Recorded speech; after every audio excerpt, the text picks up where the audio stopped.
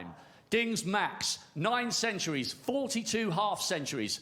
This incredible venue is inspiring the best of the best to deliver again, as they always do, because this place is very special. It's the one and only Alexandra Palace.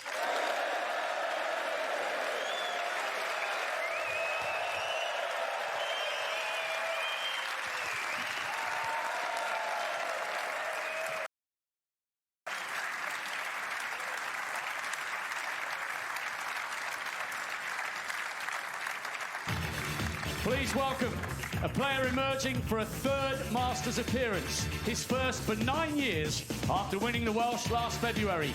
A hugely likeable character on and off the table. He's got the best walk-on in snooker because he's a cider drinker, but we call him the Milkman. Here's Robert Milkins.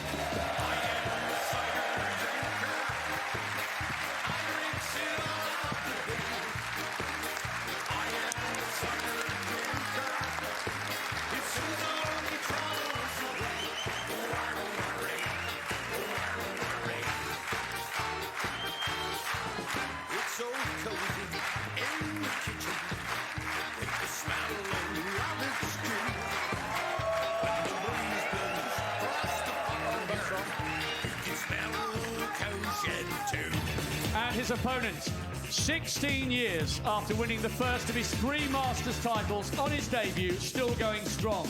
Great to see him loving life and the game again. Winner of 22 ranking crowns, he is the one and only Jester from Leicester, Mark Selby.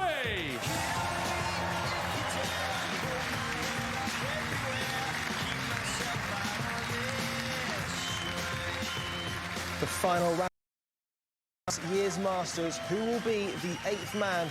Will it be the man with 3 titles to his name or the man with to his name? Let's find out by handing off to our commentary team for this evening of Neil Folds and Phil Studd.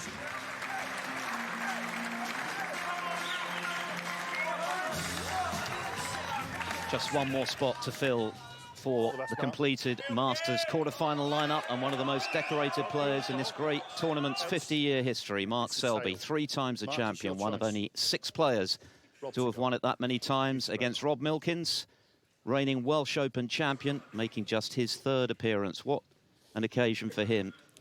What a thrill to be introduced to this capacity Ali Pali crowd. Here we go, best of 11 for the right to play Mark Allen in the last 8. Thank you. The first frame. Robert Milkins to break.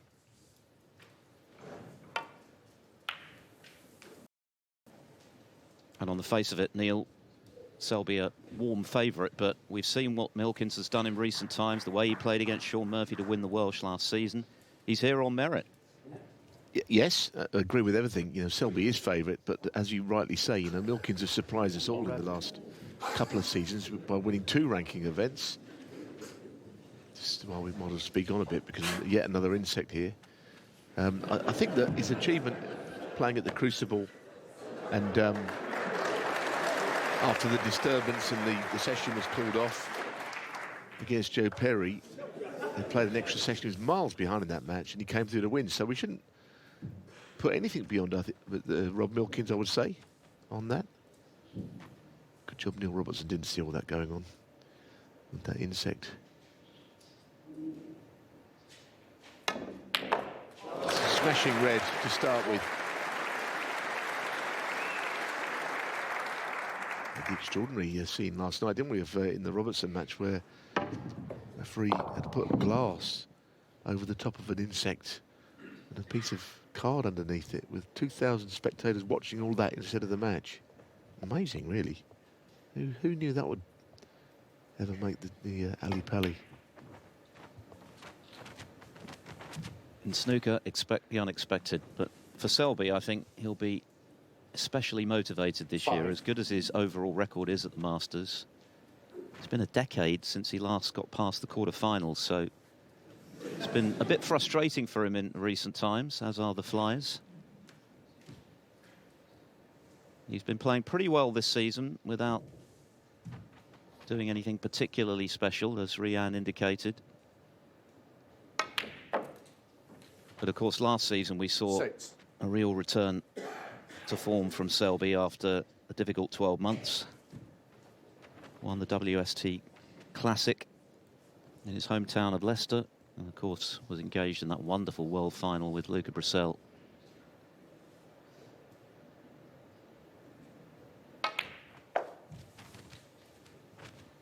And his record over Milkins is handsome. 10 of their 13 meetings, although Rob did beat him on his way to that Welsh Open last season, so recent happy memories of facing Selby for the Milkman. 12. Yes, he didn't quite have the angle on the black that he wanted to just flick the red directly away, but he played an even better shot in the way by just hitting both balls and bringing the black on. So a good shot. Encouraging start this for Selby to a match which he, as we say, is expected to win, but at the Masters you would never take a player for granted. They're all top class, they're all winners.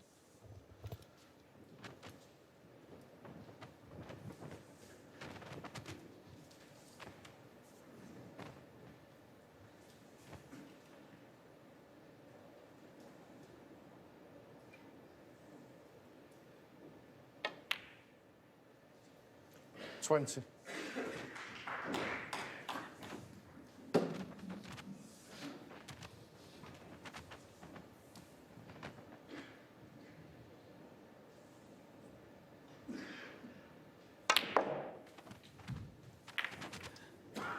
Into the bunch. Yeah, the angle on the green was perfect, and the target was quite 23. big. Good shot. Very special memories here at the Masters for Selby, not least because it was his first professional title before he won a ranking event. And he won in 2008, beating Stephen 24. Lee. Didn't pot that as well as he wanted to, and that's why the cue balls run off a bit. Yeah, he's way out on position there, isn't he? No way did he want to be below the bulk line for the next shot. He'll probably be able to make it all right, but there's no way that's how he played it.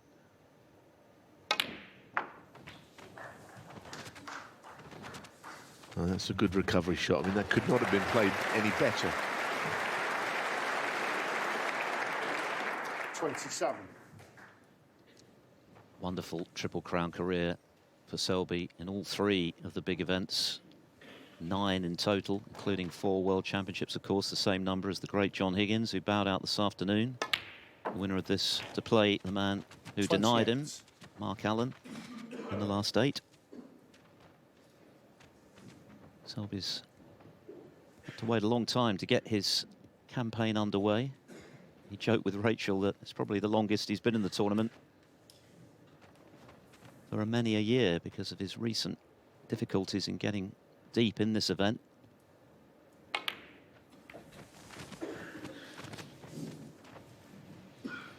So he's certainly due.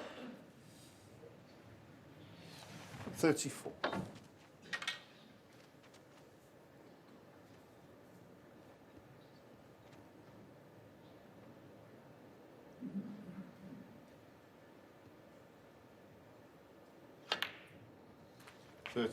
Cheers, man. Yes, if you can just stop Milkins getting settled in or even getting any table time, it could bring about a really promising start beyond this first frame. If you can just keep him in his chair. What a miss. What a miss, and what a completely unexpected shot that he played there. Why did he miss that? I mean, he wasn't really doing anything with the cue ball. Very surprising.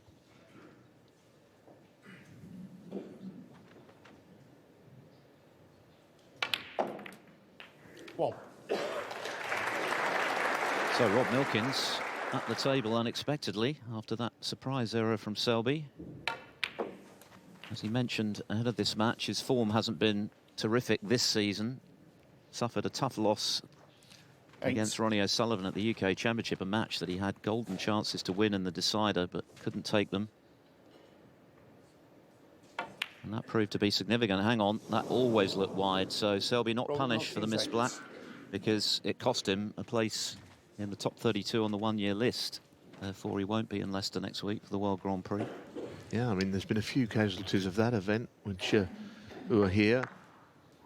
Milkins not the only one. Luca Bracel, as we know, is the world champion. He won't be playing in that event next week, even though he's world champion. I suppose there was an argument the world champion could have been in it, but that's not under the rules and the layout of the event.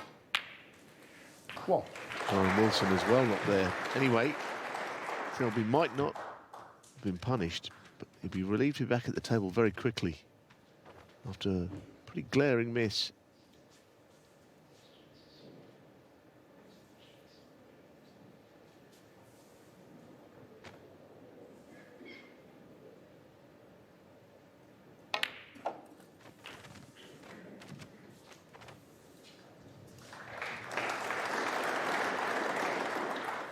Eight.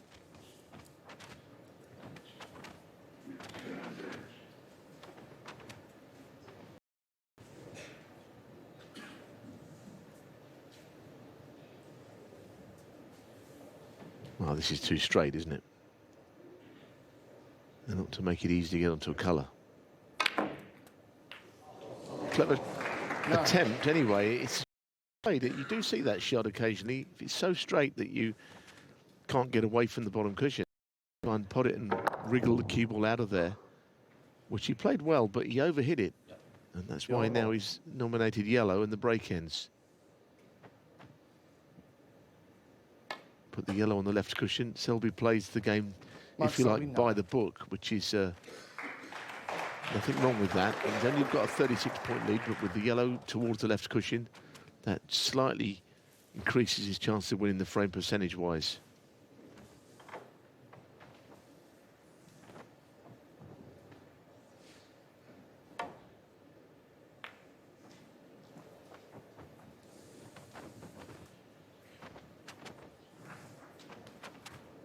Milkins, when he first turned pro, was known primarily as being a terrific natural talent.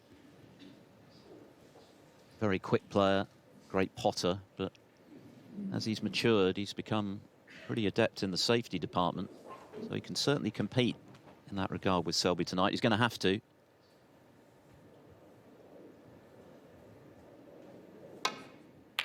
It's another very clean long-range red. We saw one with his first shot of the evening.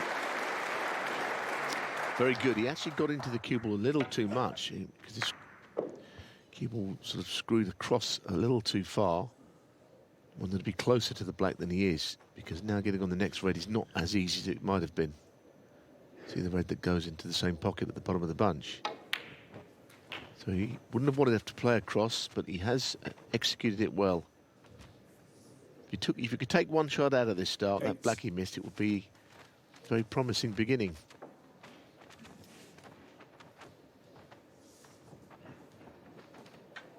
A couple more reds would make this frame completely safe for Selby. This is no gimme with the rest, but one you'd expect him to get. As usual, holding the butt of the rest rather than having it flush to the table or even the rail of the table. Yeah, I mean, that's just a personal choice. I can't imagine it makes a lot of difference either way, but you do see either the two ways you described there, just to keep the rest on the table. Anyway, the angle to go into the four reds, if he wants it's there. Well, three reds and the pink. He needs one more of them. 14. One more pot.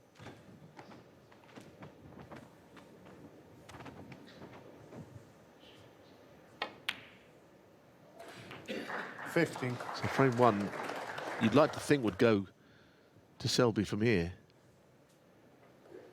A couple of snookers to tie required for Rob Milkins. He had the chance to make his mark in this frame after the aberration from Selby on the black. 15. But Mr. Red to the right corner, and Selby now sitting pretty. 51 in front, so a couple of snookers to tie as things stand for Milkins, and he's in one.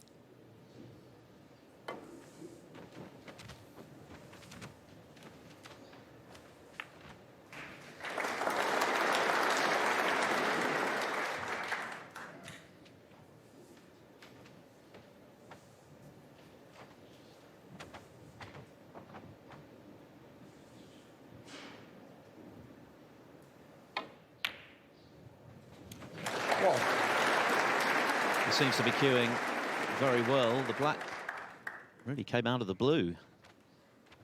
And it didn't matter, as it turned out. Yeah, I mean, Mark Selby is, you know, one of the all-time greats. He does sometimes, when favourites, struggle to win matches maybe as convincingly as he might. You know, he can get bogged down in matches. But you know, when he's good, of course, he's absolutely brilliant. And he's due a big run at the Masters, having had a barren few years where he hasn't really played as well as he can at this venue.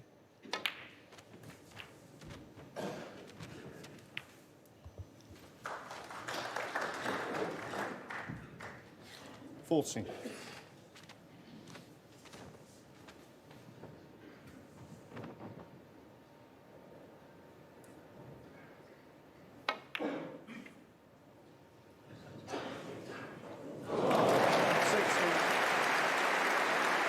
Throwing well and truly won, but it was a terrific pot nonetheless from Selby. Nothing like hogging the table early in a match like this. Keep your opponent in their chair. Get them to watch you potting the balls.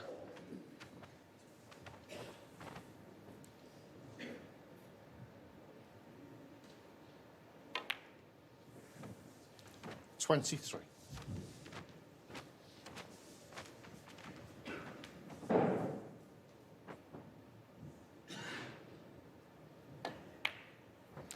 $28.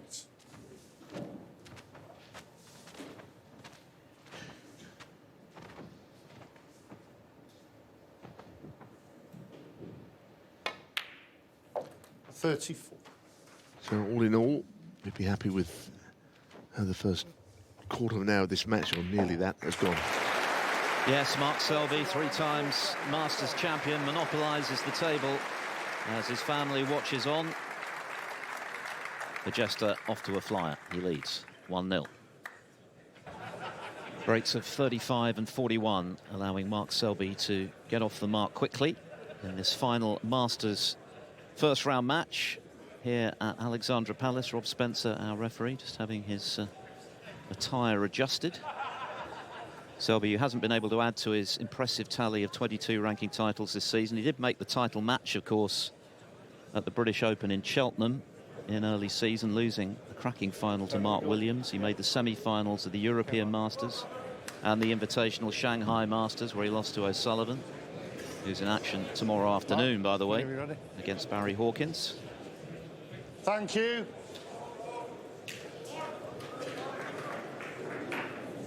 The second frame. Mark Selby to break. Mark Selby breaking off in frame 2. 6, of course, is the target. Mark Allen to play the winner.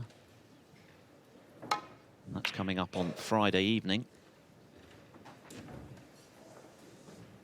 What a battle it was this afternoon between Allen and John Higgins. Not the best snooker from either of them, but Allen came up with a superb pressure clearance in the decider. Brilliant opening red, which carried plenty of risk, and that was the difference in the end. Higgins visibly upset to lose another tight one. It's been a bit of a theme for him of late.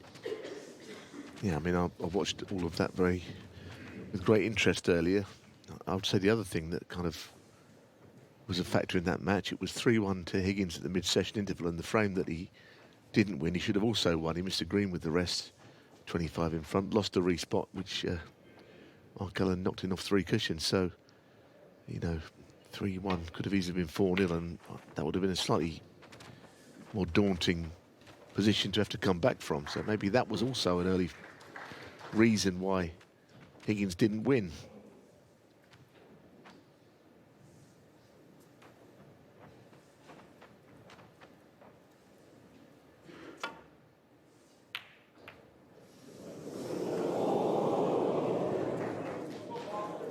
Well, it's another mistake, and it's given an early in once again for Mark Selby.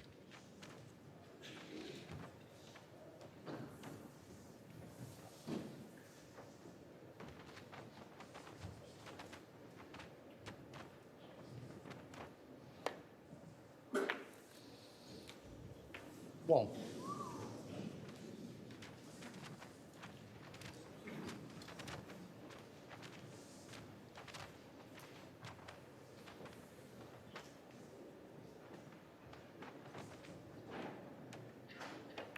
Well, positionally, of course, having followed that red, no colour available. Mark Selby, 1.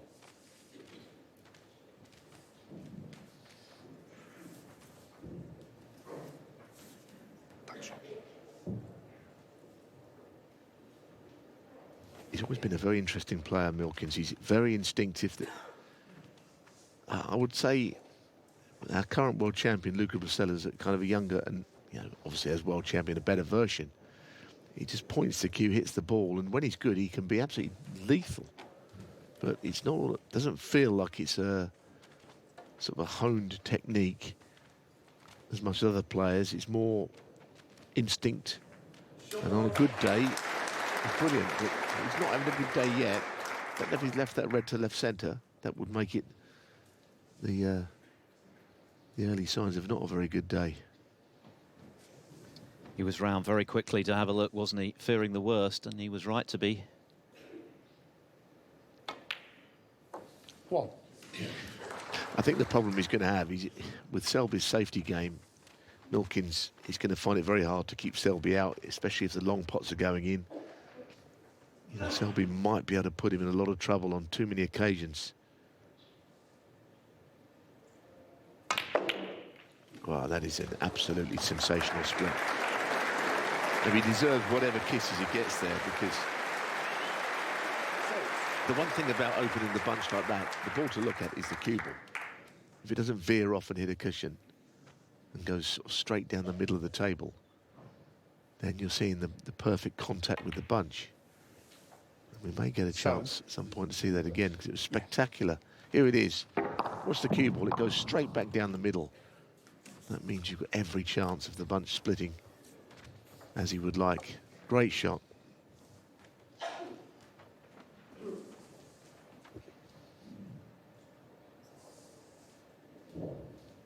Certainly looks good in the early running, Selby. Something of a man on a mission, I think, this year at the Masters. He has this great record here, but not recently.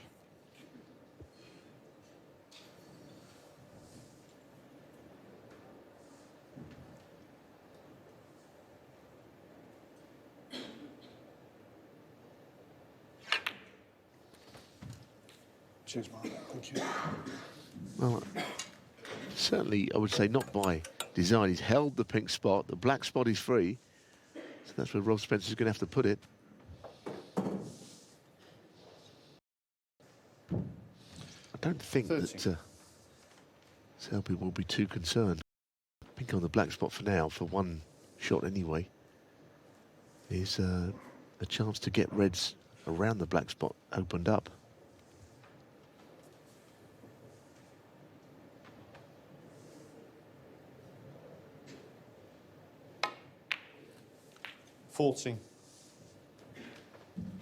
Yeah, the angle he has on his pink obviously goes into the two reds above, and he could clear the decks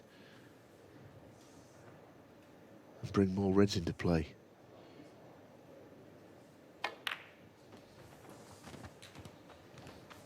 That'll do him, red to middle at worst.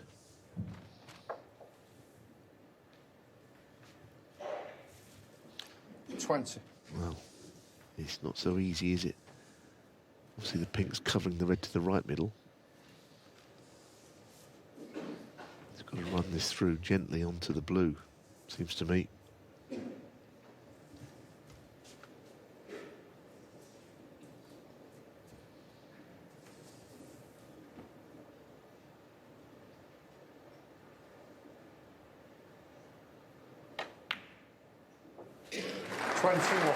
Another clean pot, didn't touch the sides, at a pretty acute angle.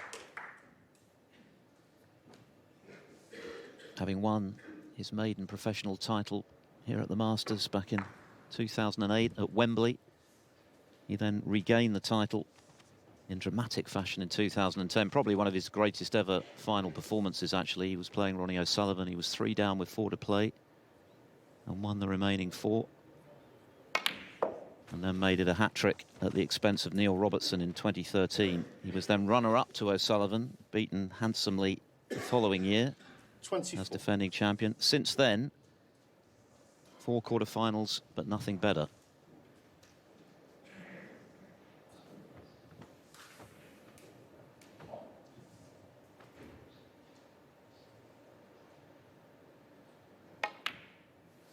25. Yeah, I mean, we know he's a great player, but I think a very proud stat of his would be that he's beaten the best of them all, Ronnie O'Sullivan, in the final of all three of the UK, the Masters and the World Championships, and not many people were ever going to be able to say that.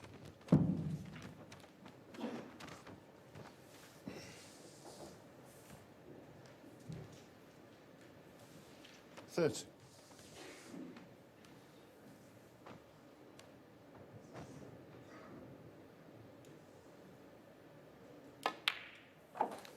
$31.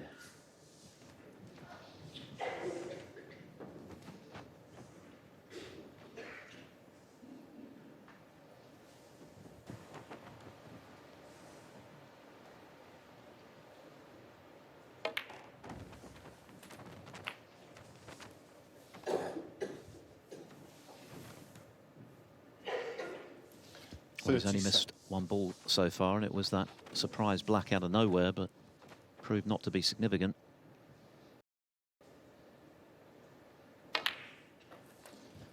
$38. Certainly queuing well.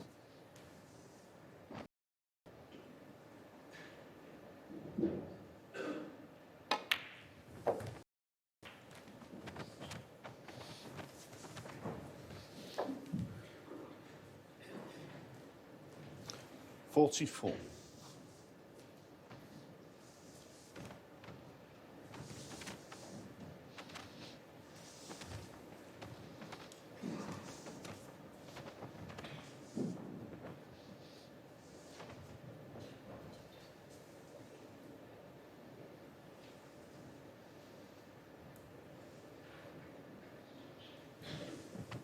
Well, as you can see, absolutely dead straight, which means he can run it through pink to the opposite middle, or he can just screw back and play the pink. The same pocket he's playing this into. 45.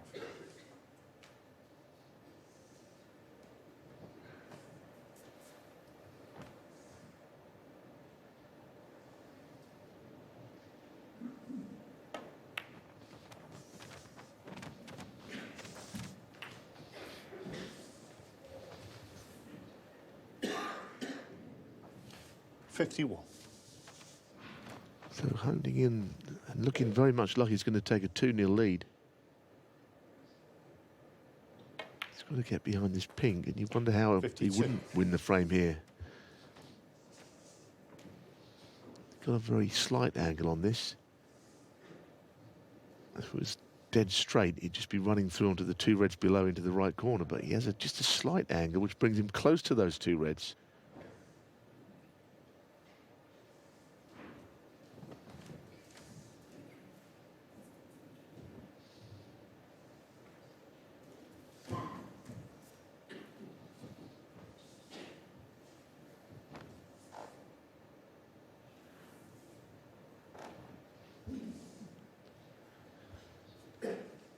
So the difference of just half a ball's width means that the shot he's got here is not quite as straightforward as it might have been. Get the feeling that he's just going to push one of those two reds across towards the right corner a little bit. And he's held instead. Just wants another ball, another red. 58.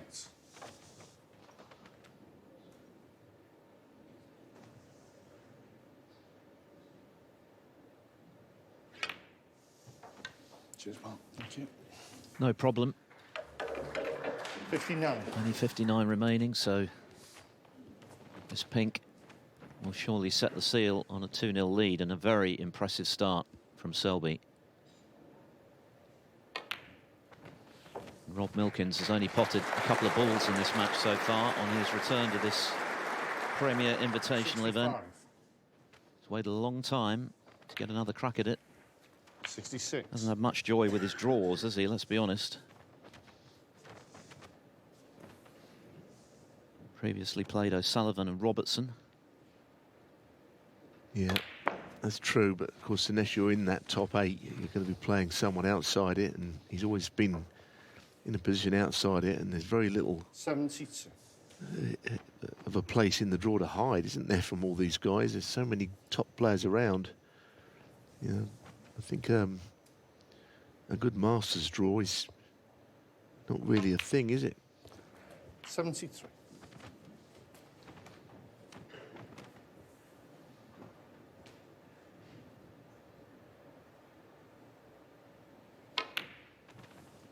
I mean, the fact that he has actually beaten, Milkins has beaten Neil Robertson twice at the Crucible is testament to what a good player he is. Anyway, for now it's all Selby. 80. He doesn't appear to be under any pressure in these couple of frames, bar one ball that he's missed.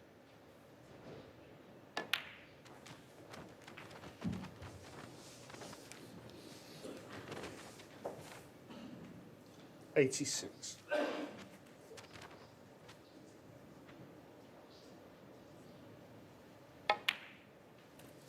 87.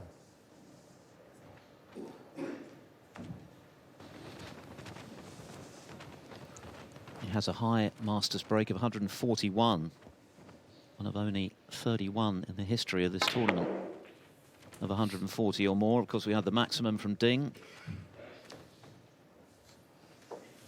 Actually, talking the maximum, the cubal where it's finished is not dissimilar to where Ding's cubal was, maybe just a bit further to the left, but it was like this shot actually that he had from yellow to green. It was almost identical with the same result this time as well. Yeah, he's cueing really beautifully. Selby is in a lovely rhythm. This is very measured snooker from him. Pretty ominous from Rob Milkins' chair. 97. He's hardly had a look in so far. He missed that red in the opening frame after Selby had surprisingly erred on the black, but aside from that,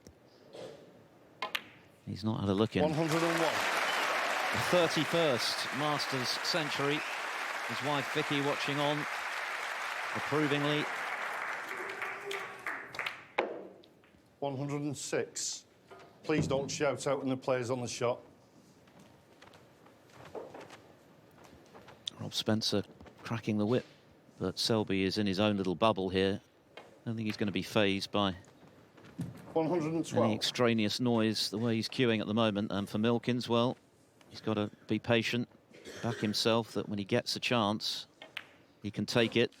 In the meantime, he's watching Mark Selby pot them all. A tremendous clearance of 119 from the three-times champion. He's looking ominously good. He leads 2 frames to 0. Picture of concentration. Mark Selby with that steely look in his eye this evening. He started superbly. 2-0 with a century just now to boot. And tomorrow afternoon, Rocket Ronnie O'Sullivan continuing his bid for a record-extending 8th Masters title.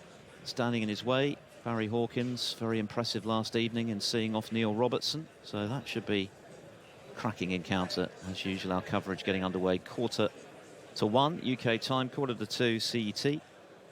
Players will be underway just after 1 o'clock local. For Mark Selby, well, he's now just 3 centuries away from 800 for his career. Only 4 players stand above him in the all-time list. The aforementioned Robertson, Judd Trump, John Higgins, and of course O'Sullivan at the top of the tree with 1,232.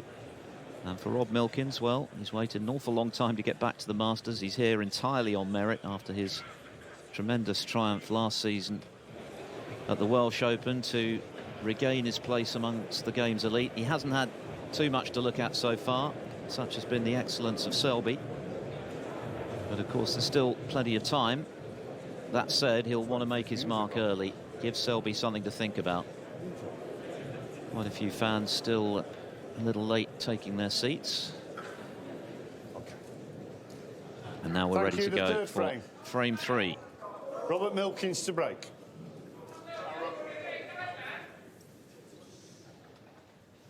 Rob Milkins getting us back underway. Just 2 pots from Milkins so far in the opening 2 frames.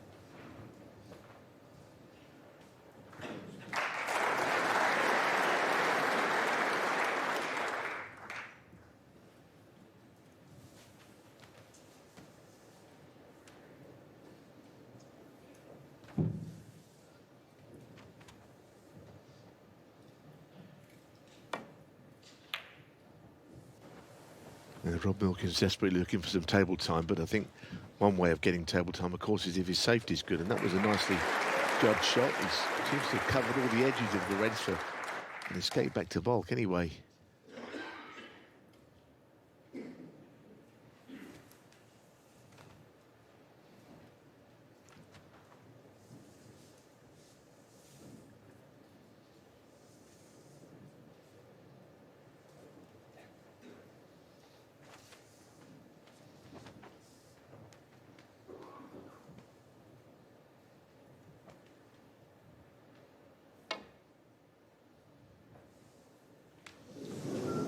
Foul.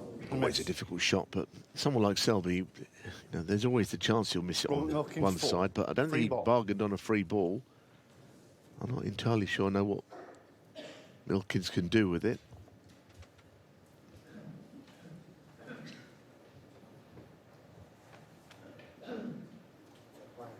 Brown ball. There's thank you. always a chance now. You know, there is more than 147 on the table. Now he's taken the free ball, but you know, we all get quite excited about that, but usually lead to a lot.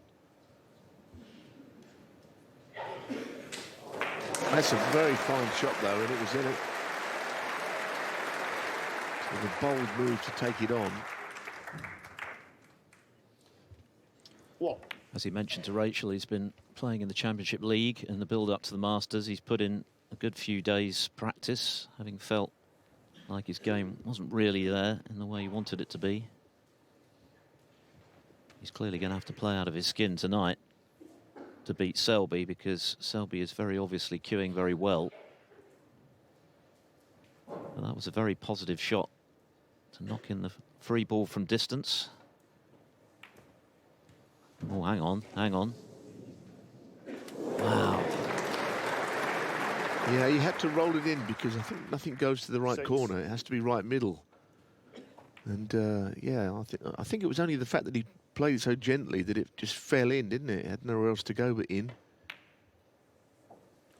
But he is on still for more than 147, so it's always kind of a bit of fun, this. I don't think it'll happen, but you never know, I suppose. Be more than happy to see it.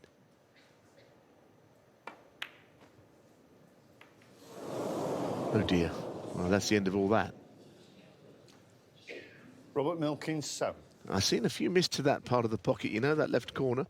A couple this afternoon and already Selby, but that one was as close as anything, and I thought it was still going to fall in, actually.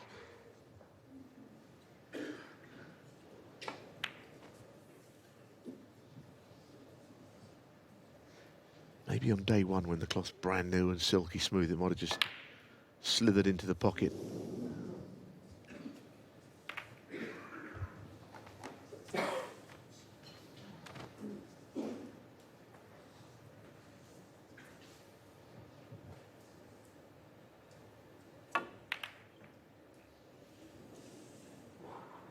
Of course, the other thing about Rob Milkins, he's a very quick player.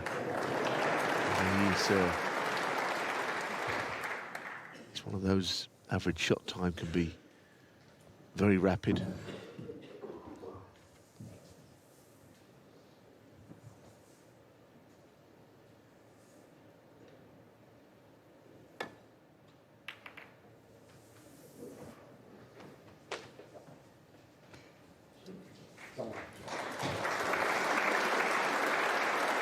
Milkins turned professional back in 1995, and it took him 27 years to finally crack the ranking title code at the Gibraltar Open. Very emotional moment for him to claim that title. Ironically, it came at a time when he was struggling, both on and off the table. He'd had a bit of a set-to with the governing body after some ill-advised behaviour out in Turkey. In the weeks before that tournament, he hadn't been in any sort of form. He showed up and went all the way to the title, and then, of course, last season eclipsed that achievement in winning the Welsh Open so brilliantly against Sean Murphy, who was playing tremendous stuff at the time, 9-7.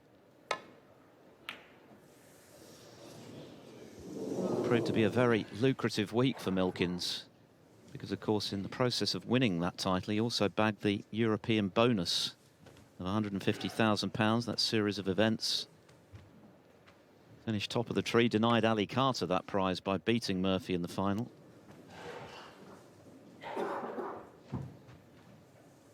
So another player blooming in his 40s, playing the snooker of his life late in the day.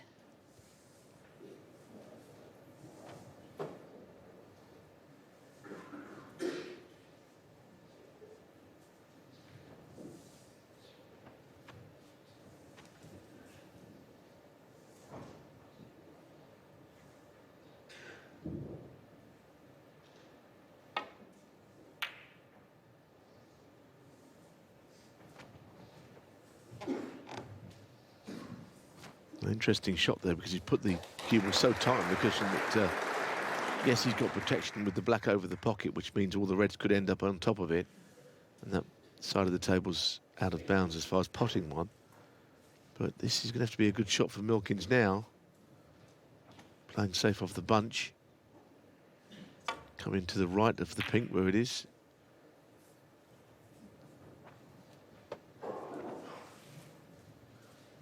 He was looking at getting in behind the green there. That could have been very troublesome had he done so for Mark Selby.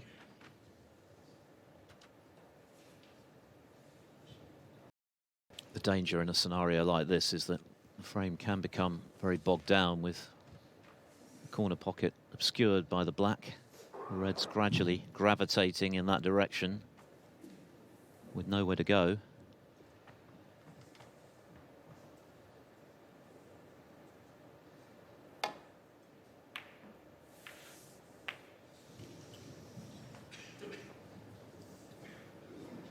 I didn't expect that. I thought he would be very able to stop hitting pink, the only ball that really could stop him getting down to the bulk end.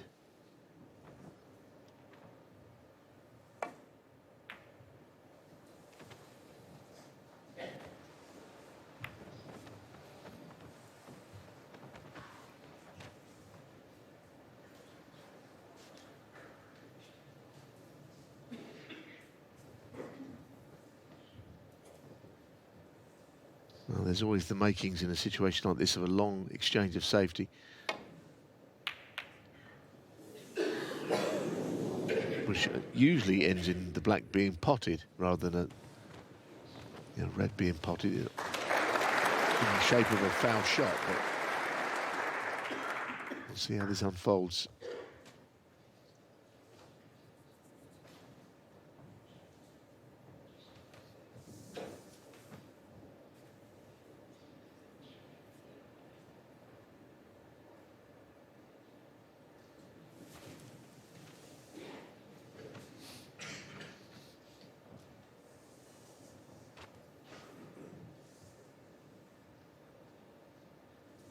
He's in trouble here, though, isn't he? Goodness me. This is he's playing the two-cushion glance off the top red.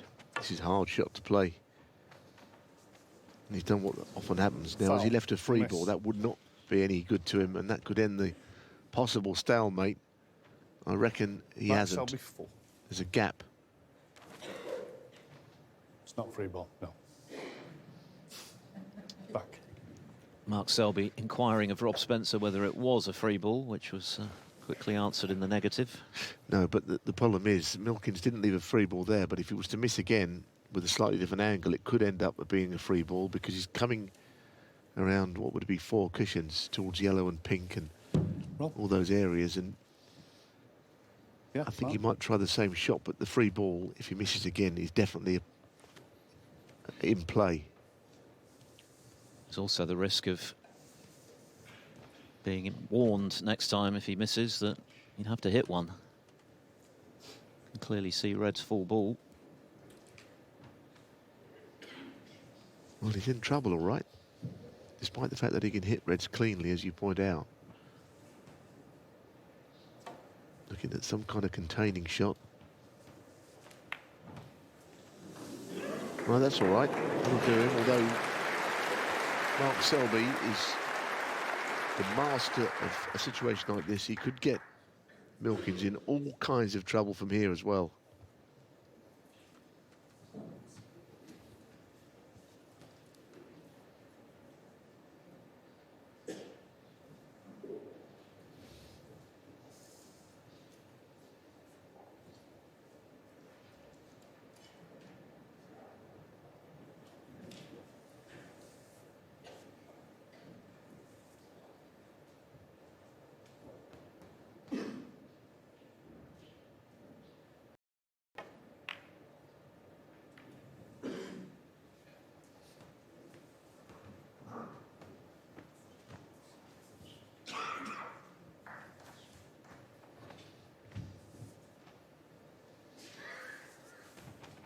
So Milkins not in absolute trouble, as he might have been, but he's still got the problem of somehow finding a route back to the bulk end.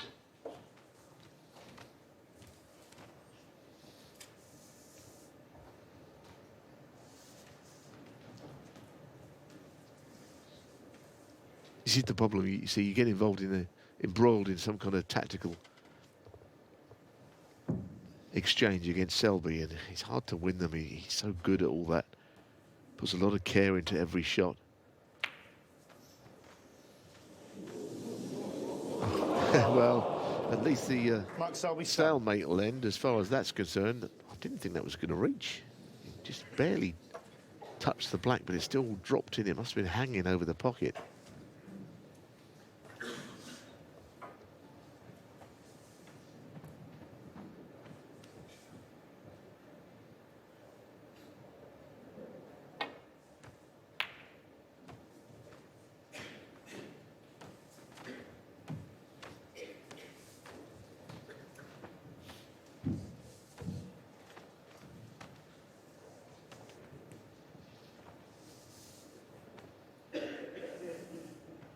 I heard Rob Milkins spoken to the other day, and he was saying, you know, people think I just pot and score, I can play good safety, and I think that's right.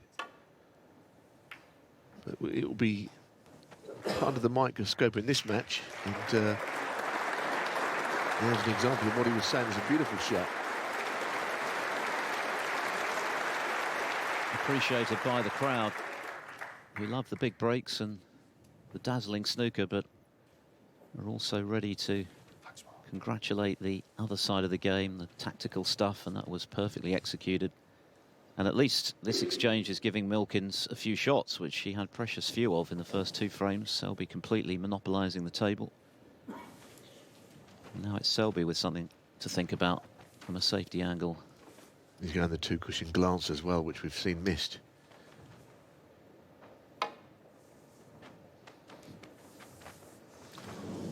Foul. Quite interesting there, because there was certainly a gap between green and pink, and I wonder if there's a full ball contact available there. Rob Spence having a very long look down the line of it, because he's going to go back. Back, yeah. But he's going to have to put it in the right spot, because if there is a full ball contact, Selby's going to have to know about it, because he would get warned if he missed again. I think you could clip it, yeah. Well, as you can see, you can definitely hear the ball full ball. Way, the fraction. Where he's plonked it there anyway. I think it is. We'll check it. Ben, can you check it for me? The other thing is, of course, you want the balls absolutely replaced to the millimetre or millimetre, because if you're going to play that escape, you want the balls to be where they were to make the adjustment to hit one this time. I can't see a difference. Looks right to me. Just have a look, Mark. Williams is the view that it's bang on, or as near as makes no difference, Yeah, and Rob. I think he's right about that. Yeah, he's right. It'd be quite interesting to see what happens should he miss again here.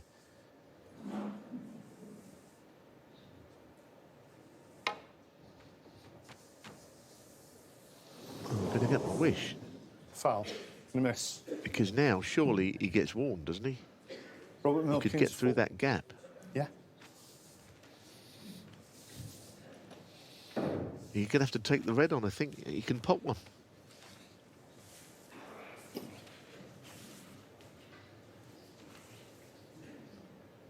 So you can pop that red. And now it can make him a dangerous player, because he'll warn him. He'll play a different shot. Probably knock the red and clear up. These things happen. Have a look first, Mark. Yeah? Yeah, okay. Ben, can we check it again, please? Yeah, sure. Yeah, I don't think Mark has realised what's going to happen here, because he's going to get the... he read his rights here. Surely not going to play the two-cushion So escape. marginal. It might be. Mark, there's a slight tolerance, so we're talking a little bit, so if you think a bit more this way. He's not going to play the same shot, though, is he? Surely. It is incredibly marginal. I mean, you're talking about less than a millimetre, I think. Well, before you do, I've got to say something to you. Rob, do you agree with the position? Yeah. Mark, if I have to call the miss after this stroke, I will want the frame to you. Okay. I'm not going to play the same shot. He'd forgotten about that because he said he was going to play the same shot anyway, and he definitely won't do that. He'll try and pot this.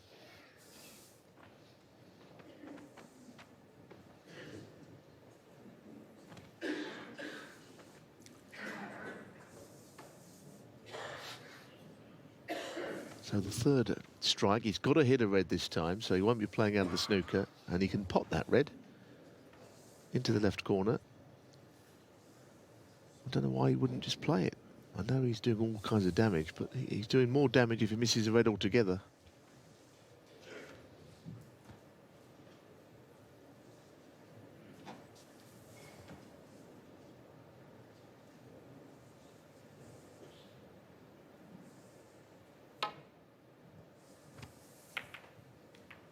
Just the containing shot, and he's left something to the middle.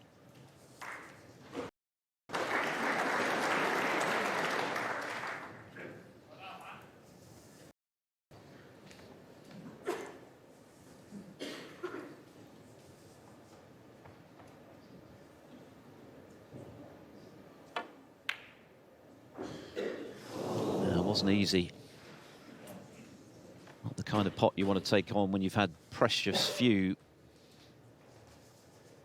so far this evening. Just 5 pots from Milkins.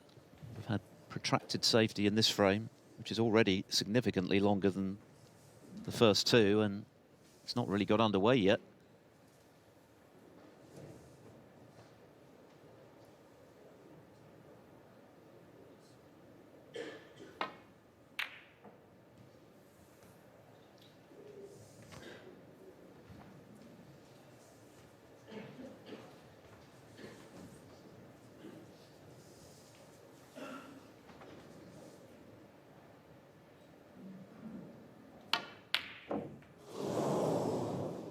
Goodness, that was close. It was nearly a fantastic red, but nearly's not good enough against Selby playing well. Now, I think when you see it again, it was the extra pace put into it. If he was able to have played it slower, I think it would have gone in off the jaw. But not that time.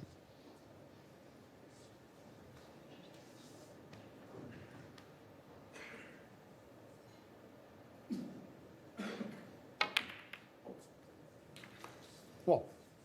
That's not as he meant it, of course. He got more than one kiss on a red.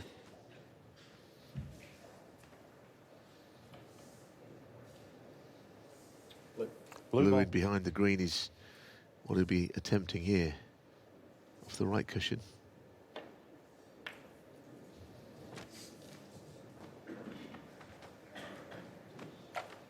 Mark Selby, what?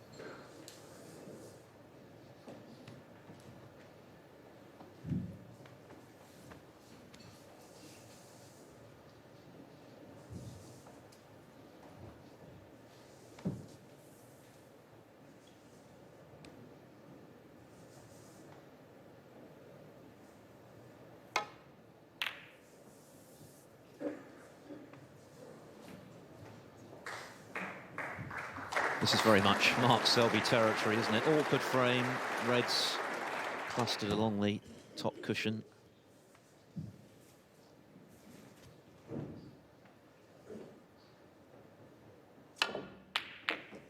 Milkins trying to make something happen, a bit risky. Well, he needed that second kiss on the blue to stop the cue ball rushing down towards the reds again, which I think he seems to have got away with it. There was a bit of frustration in that shot. He didn't look like he wanted to be involved in all this safety. Red, as you can see, is not possible. Green's come to Milkins' rescue.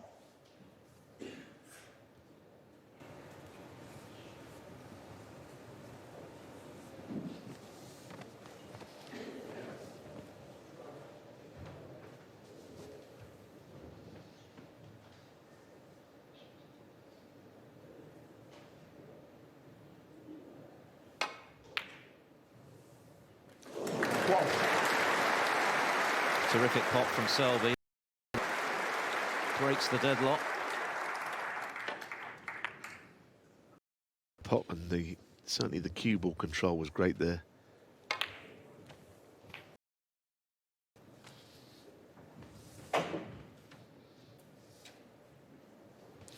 Eight.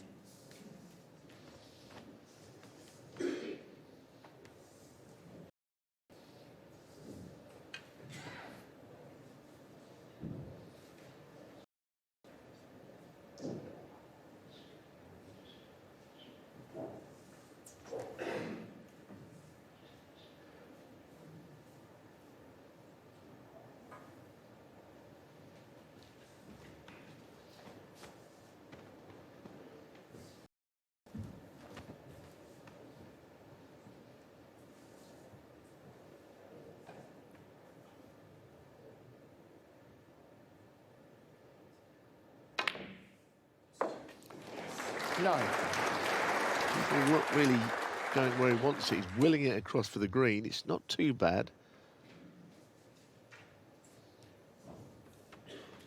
Wants to ensure that if he is playing on the red up the table here, that he doesn't get stuck behind the green when it's respotted, so that he can't pot the red.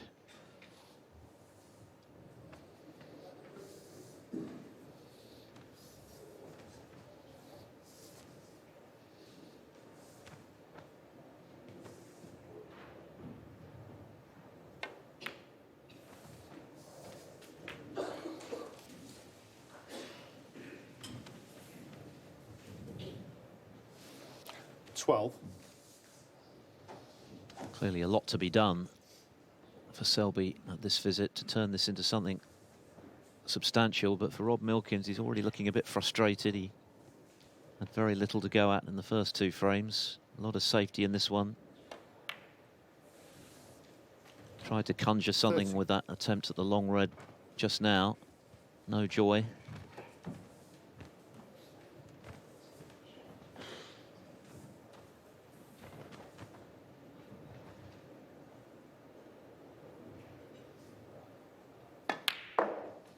Yeah, I mean, it's a very difficult balance for Milkins. Yes, he wants to express himself and attack. He doesn't want to be involved in long tactical games, but even then, in a potting and scoring game, as good as he is, I don't know how much better, if at all, he is than Selby. In fact, I think I know the answer is that he's not as good as Selby when it comes to, you know, the more positive version of the game.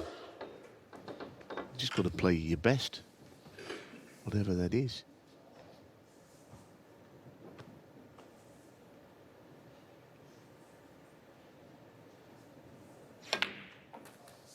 Cheers, Mark. And the stats emphatically back that up. Selby turned pro 4 years after Milkins, and he's on 797 career centuries. Rob, 7 shy of 200 for his career, and it's an element of Selby's game that's rather overlooked. He's so synonymous with being granite-like and determined and tactically brilliant, but he's one of the best scorers in the history of the game. As mentioned earlier, only 4 players have made more centuries than him. It's an incredible tally. And that's another good shot from Selby. And these pots are going in the centre of the pocket. He may be unlucky in being hampered here. Well, I think he's really unlucky because he could not have played this better. 24. Like you say, I mean... Touching ball. I mean, to finish touching ball, I don't even think he can play the other red now. He's just going to have to play away from this one because it'd be a fiendishly difficult shot queuing over the top of that ball to pot the one to the left corner.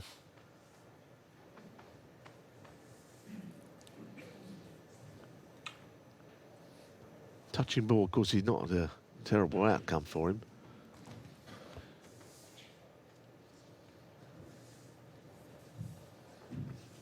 played directly away from the red, deemed to have hit the red. Yeah. You might try and get him behind the yellow. He'd love to sneak it in there.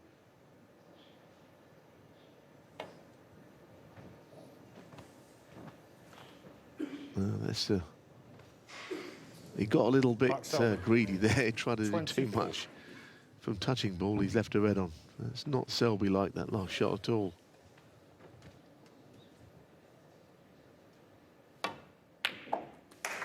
A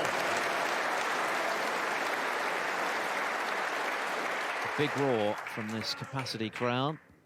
They want to see a real contest this evening, and the way Selby started, there is the danger that he could make relatively light work of this match, so vital that Milkins makes his mark sooner rather than later.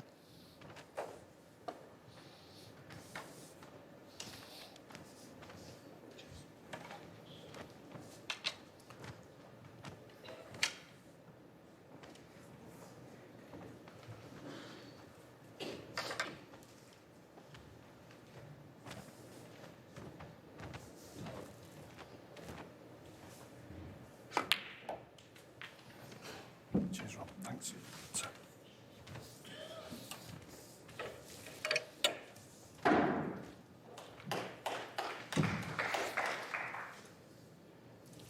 Four.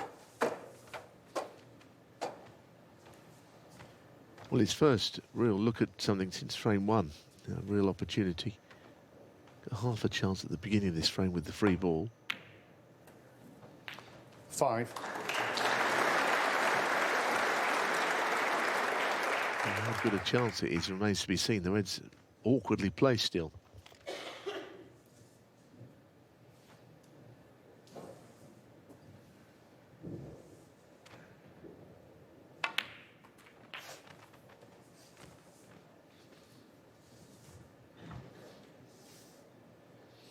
$12.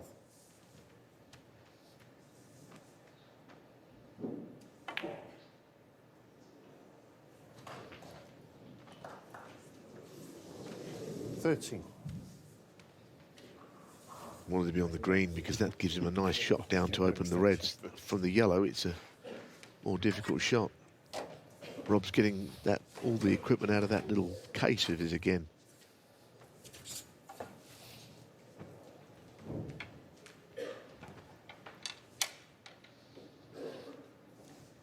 So this shot playing around the angles, trying to move reds, difficult. Swinging the cue ball round at pace.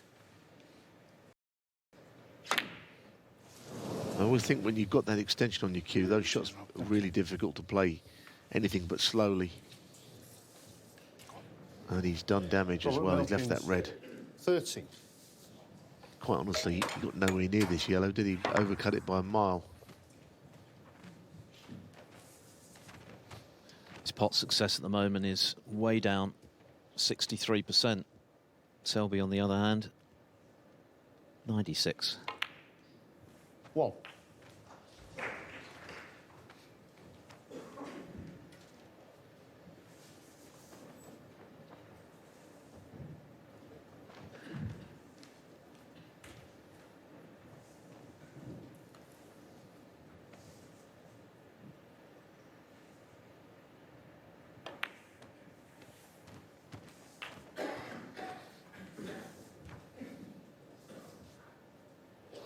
$8.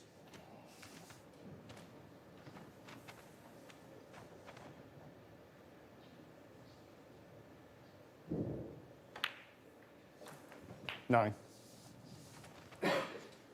Well, it looks like you'd think he might go and win the frame from here, but he has still got work to do to make all this happen. He's only got a lead of, well, it'll be 20 points when this is potted. So he will need the two reds that are very close together on the left side, or one of them. So he might be trying to make plans 16. to bring those into play.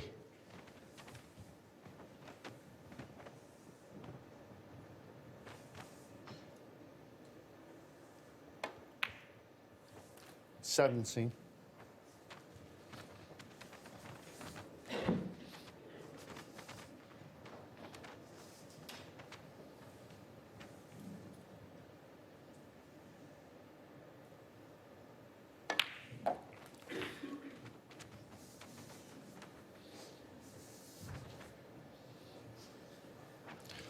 24. Yes, one of those awkward reds after the next one is going to be required for Selby to extend his lead. For him to get high on the black, he's going to have to play a little bit of pace on this, though. 25. He just wriggled in. And has he got the shot? I could have seen on a different table that might have just rattled straight over the pocket. Screw onto the right red and get on the left red. Beautiful. That's a nice shot. Really well played. Precision from Selby. 32. And you have to say, he's playing exceptionally well. This has been a long frame. There was a lot of safety early on, not helped by the fact that the black 33. blocked the left corner pocket. But for Rob Milkins, nothing really happening for him so far this evening. He's had one or two half chances, not much more than that. Precious little table time. Selby, though, has looked razor sharp. 40. And already, frame four's feeling like a must-win for the Milkman.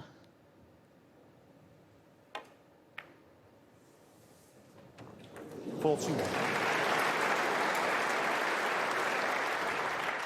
suppose Milkins would be a bit annoyed away that that last visit ended for him. Got on the yellow awkwardly.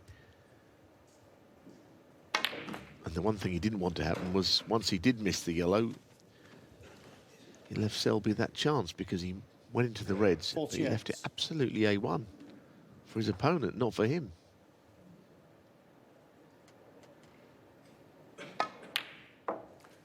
$50.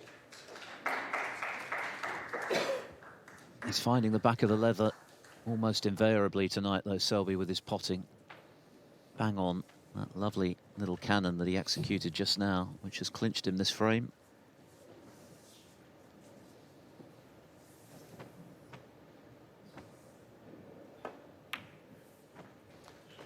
$53.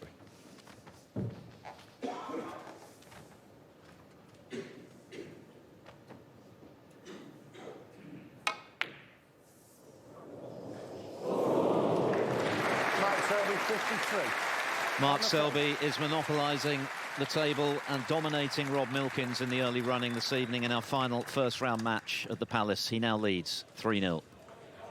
At work.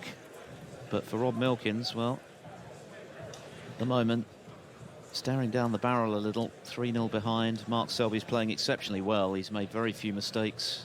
Rock solid as usual in the tactical department, but scoring well. And cueing very sweetly. And for Milkins, he just hasn't had a chance really to get his cue arm going. We know how dangerous he can be when he does so, but at the moment, Neil, he's being starved of those opportunities. Yeah, I mean, the problem playing Selby is that you don't quite know how to approach it. You know, you can't help but get a little bit stuck in a safety battle, which you don't want. You know, he's a quick player, instinctive player, and he wants to get in amongst them. He tried to do that in that last frame by opening things up, but it didn't work either. So, you know, you try plan A, plan B, plan C is just to be your very best, I think, when the chances come. You can lose your fluency against Selby because he just ties you to the cushions, the vault cushion, and puts balls safe when he's in front. He makes all of the things that you want to happen not happen. You know, he just really... What? He's got to win this frame, you know, 3-0 down. We've seen Well, they're not going to be coming back in, those kind of situations turned around this week. But frame four, I think, is an absolute must-win. And cueing very sweetly. And for Milkins, he just hasn't had a chance really to get his cue arm going. We know how dangerous he can be when he does so, but at the moment, Neil, he's being starved of those opportunities. Yeah, I mean, the problem playing Selby is that you don't quite know how to approach it. You know, you can't help but get a little bit stuck in a safety battle, which you don't want. You know, he's a quick player, instinctive player, and he wants to get in amongst them. He tried to do that in that last frame by opening things up, but it didn't work either. So, you know, you try plan A, plan B, plan C is just to be your very best, I think, when the chances come. You can lose your fluency against Selby because he just ties you to the cushions, the vault cushion, and puts balls safe when he's in front. He makes all of the things that you want to happen not happen. You know, he just really... What? He's got to win this frame. You know, 3-0 down. We've seen Well, they're not going to be coming back in, those are they? kind of situations turned around this week. But frame 4, I think, is an absolute must-win, and he's just got to do what he does best. I mean, he's in this Masters because he's won 2 ranking events. He's in the top 16 in the world, so he knows he's good enough. But having beaten Selby before, he hasn't done it as many times as he's lost to him. You know, it's an odd one, really, isn't it? It's the occasion suggests Selby will win this match, doesn't it? What we've seen. Take your seats, please. Reversing.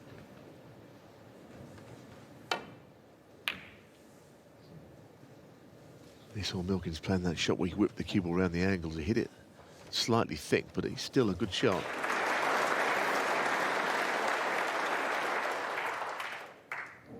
He's such a bustling player, Milkins. Wants to get on with it. But not being allowed to yet.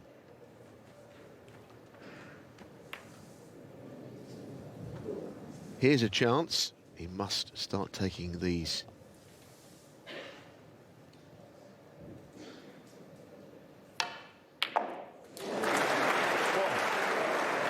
Isn't that the way when you're struggling a bit, your opponent's playing well? On another day, he cannons the black nicely, and he's off and running. Yeah, either that or he just slides past the black and gets onto it into the right corner, or anything but what did happen anyway. Robert Milkins won. He'd be annoyed by that.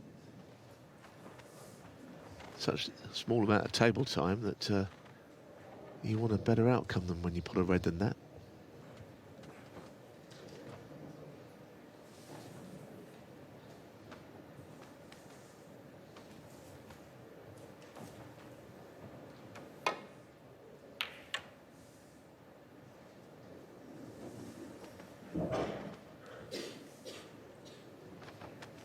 Milkins' triumph in their most recent meeting at the Welsh Open on his way to the title last season, very much the exception to the rule. You have to go back to 2011 for his previous win over Selby, and 2002 for his only other one. Selby having won 10 of the 13 encounters.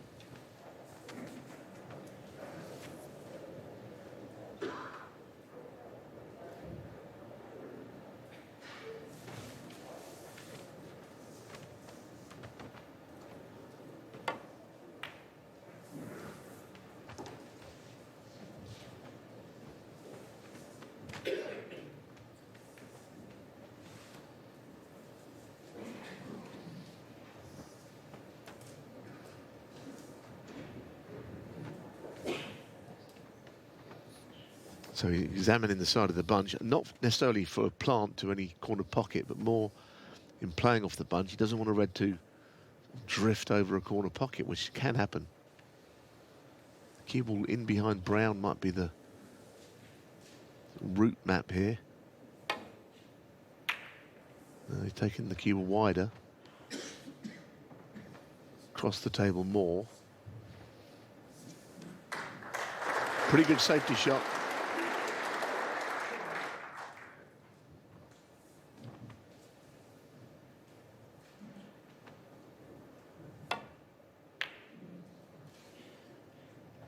As was that one from Milkins.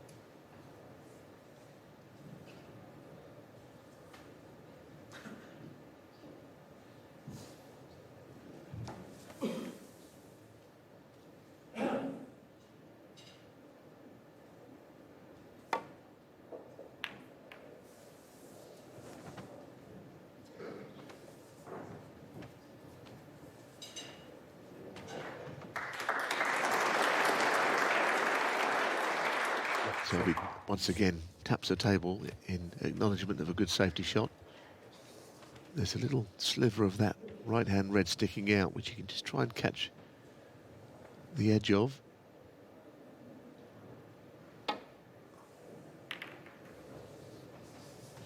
So once again, Milkins is sort of stuck between a rock and a hard place, if you like, in that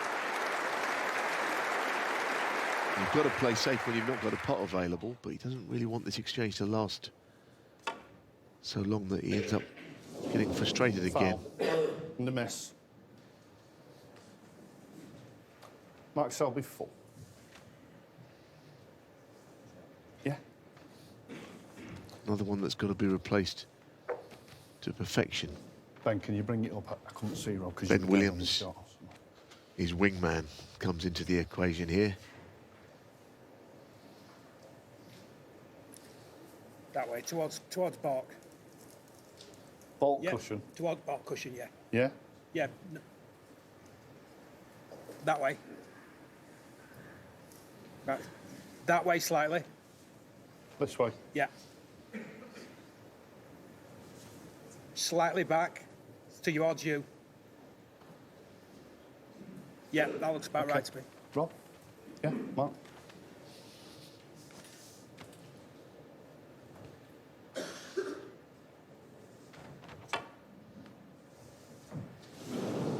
Foul and miss. Well, Mark Selby 4. so now we have a situation where Rob Milkins will be warned because the 3 strikes and out rule will come in. You can see Red's and Rob, does that look about he'll have to hit one basically or forfeit the frame. Might be a bit further, but not much. Okay. Mark. Rob, you'll have to call a miss after this stroke. I'll award the frame to your opponent. Okay. No, he's going to play the same shot, you know. He's playing the same shot. Oh, well, he's hit it. I think he played that enough, you know, and of course it's Mark Selby 4. it's going to probably cost him anyway. Yeah, the red coming right up the table wasn't part of the plan, right over the green pocket, just to further frustrate Milkins. I don't know if he plays billiards or not, but that was a classic long half ball in off. So Selby with an easy starter to get back in.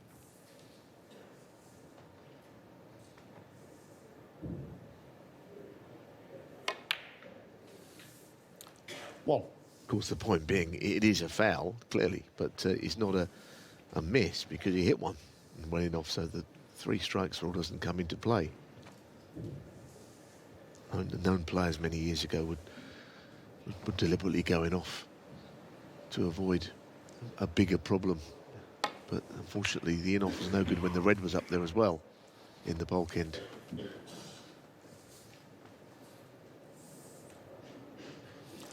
Eights.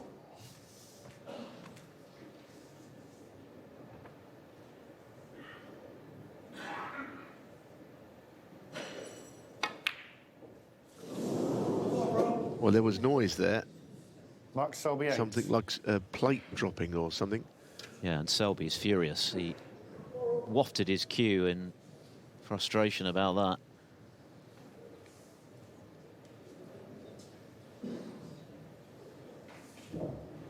Yeah, when he played this shot, there was a noise. Something happened in the Century Club. Might have involved drink. Goodness me, he's enraged, isn't he? Yeah, 3-0 up, completely in control of this match, but that's what it means to him. We know he's had a pretty barren run in this event in the last decade, having dominated it really previously with 3 titles, but he was fuming there.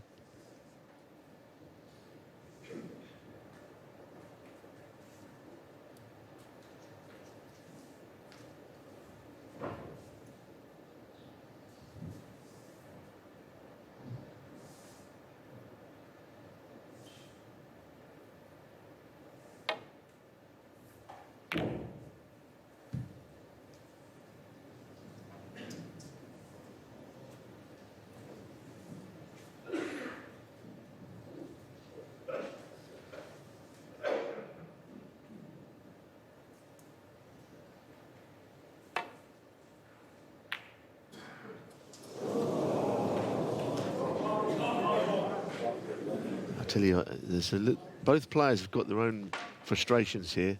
Milkins, because he's in danger of falling 4-0 down. I think he's thrown his cue down in his own disappointment. Mark Selby, because he's put off on the last shot, looks up. I tell you, I wouldn't want to be that person who made all that noise, because the look he gave them and the cue, swiped the cue. Might not count for anything, though. He's got another chance.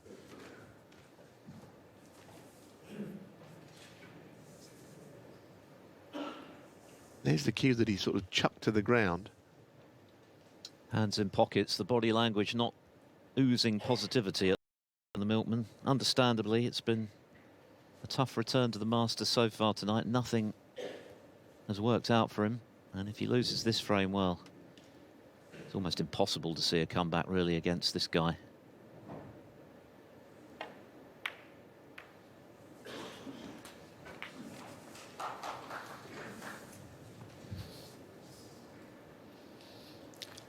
Eight.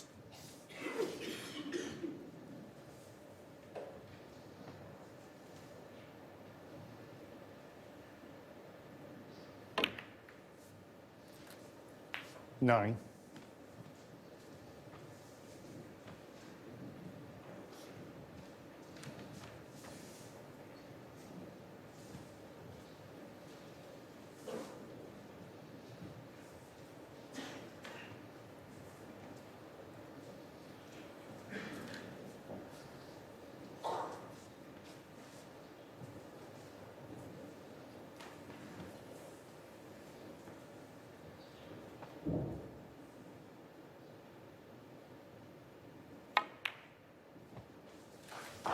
Yeah, nicely played.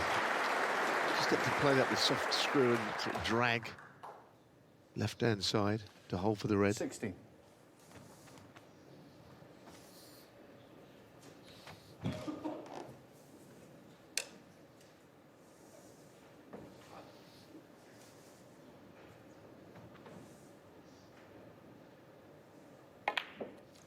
Seventeen.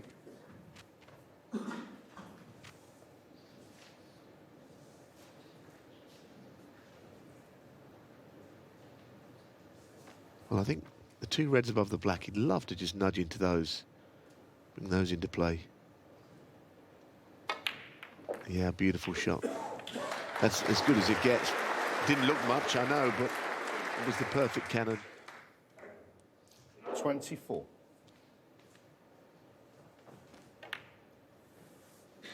25.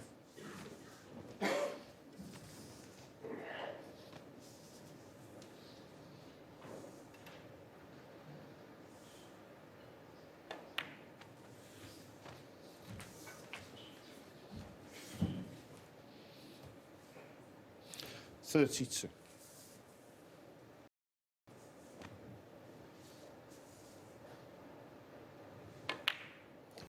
33. And no reason why this break should end anytime soon. The 2 or 3 loose available, which would take him beyond the winning line, points-wise.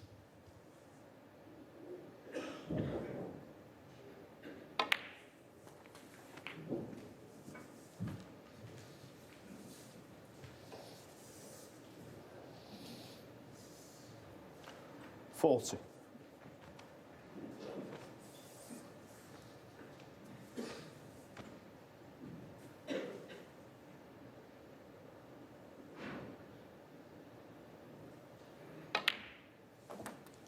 41.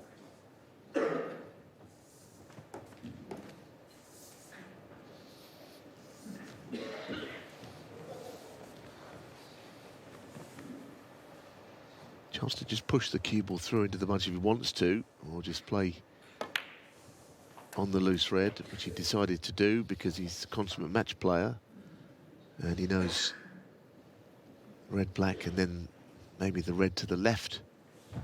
And really, this frame is over. He doesn't need those 5 reds out in open play.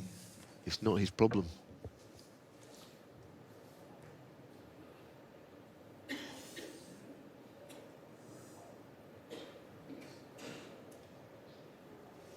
Cheers, Mark. 47.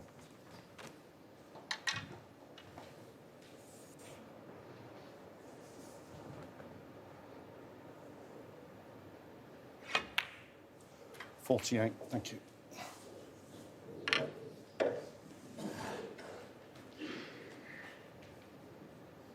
So just run it through off the cushion, up for the left-hand red to the opposite corner.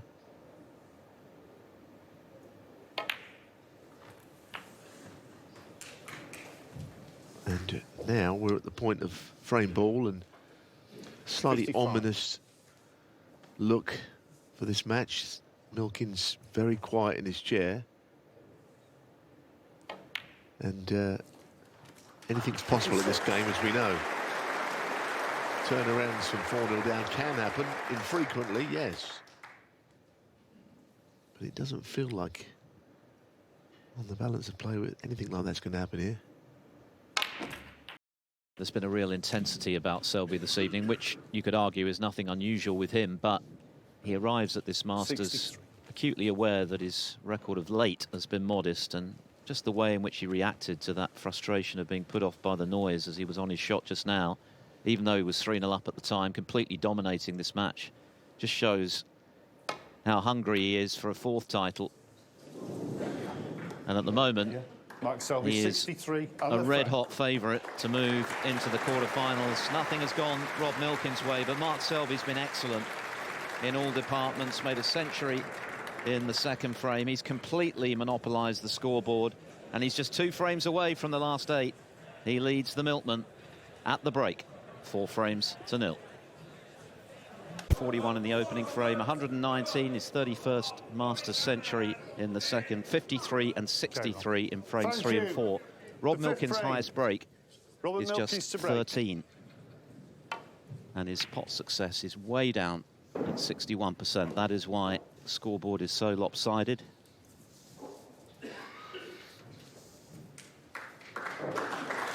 It's a deficit that has only been overturned on a handful of occasions in the history of the Masters.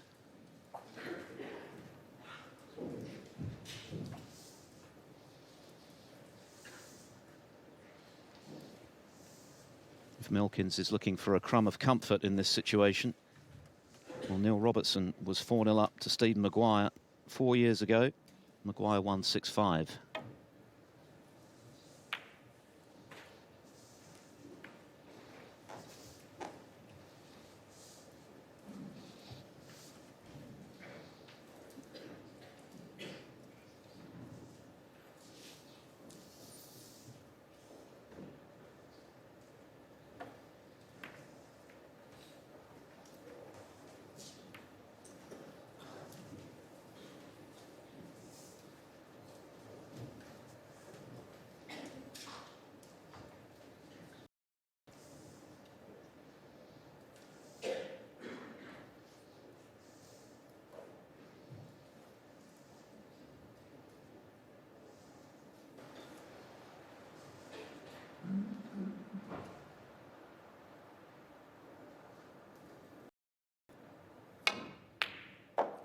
Well, that is a sublime piece of cueing.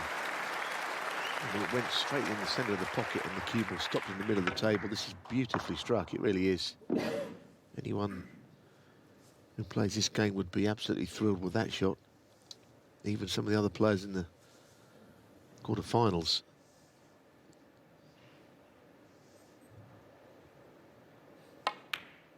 And you do wonder how this match can turn around. The sport's unpredictable. I mean, no one would have predicted that Robert Milkins would have won that Welsh Open from the start, or the Gibraltar that he won previously. 7. So he's capable of surprising you, but right now, I'd be a little surprised 8. if Selby didn't win this match comfortably, but he's still got to win 2 frames. So we'll see. It's not just the deficit, is it? It's the way in which Selby has built this lead. He's played exceptionally well. His own pot success is at 95%. Pretty rare that you produce that return and don't end up on the winning side. 15. He looks tremendously motivated to improve a modest recent record in this event. 16. Only 2 players in Masters history have won more titles than him. O'Sullivan and Hendry.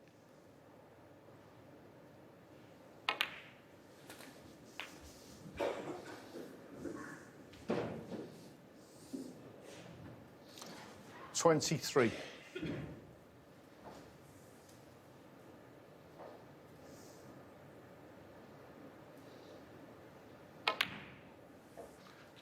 $24.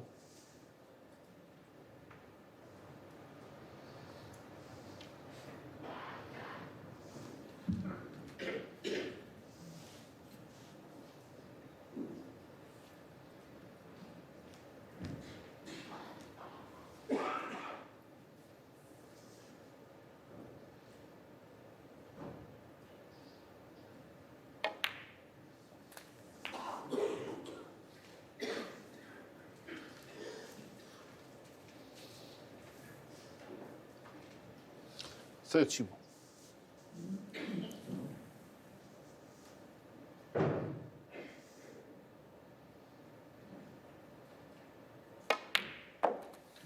$32.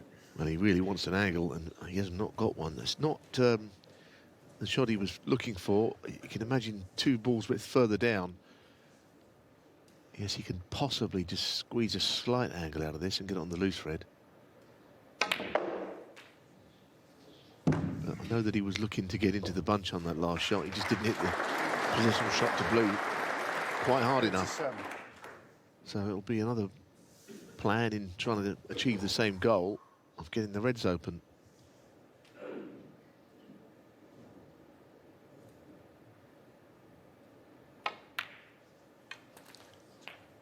$38.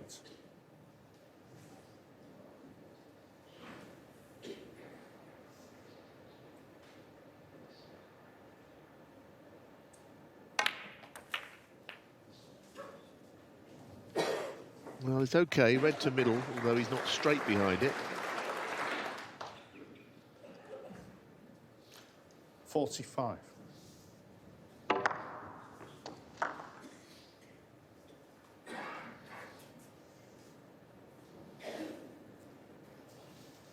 Might have the red to the corner as well, actually. Yeah, you can just squeeze through for that one, so it's even better than the red to middle.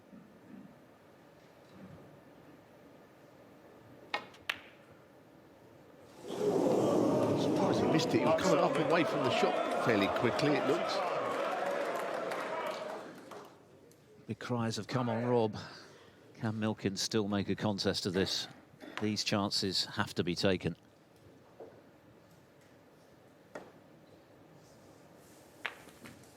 What? Yeah, you watch him, he seems to be up and away from the shot sort of quickly. He didn't stay very still on it. Almost like he was getting a bit ahead of himself and thinking about the next shot, which of course it wasn't one for him once the red stayed out. 8.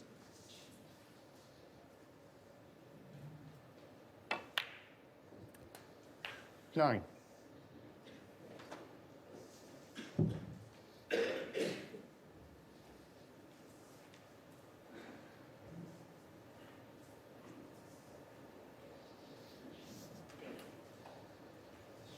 Apart from anything else, Milkins will be feeling that his pride is being a little hurt at the moment by the lopsided nature of this match. So even if winning it at the moment is a pipe dream, he wants to make his mark, make an impression, at least give Selby something to think about. Avoid the dreaded whitewash. That's the first goal. He's waited a long time for this opportunity in this event.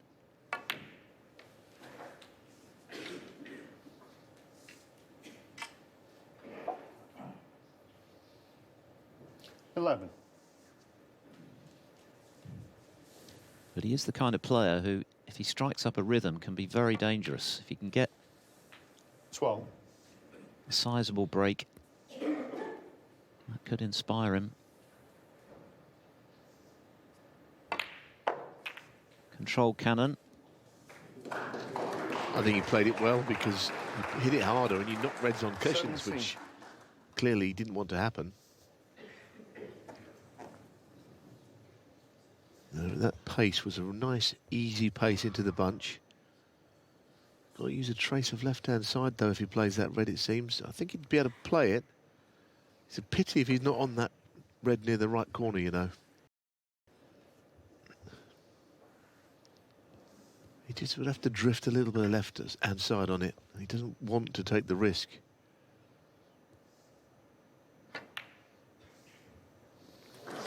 Hopefully, he potted that one instead and is able to continue on his merry way here. And what a great chance this now is. There's nothing safe. Still behind, but you'd rather be in Milkins' position now than Selby's in this frame. It's a great chance as well, Philip. Look at the balls. There's nothing difficult. The black goes to either corner.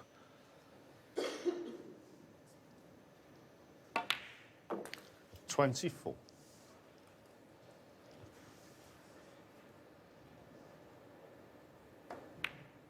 Already his highest break, which is a measure of how difficult the evening has been.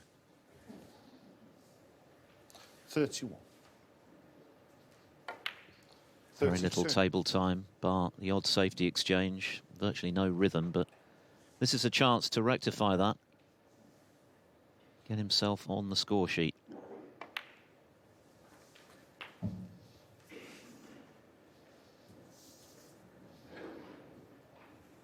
$39.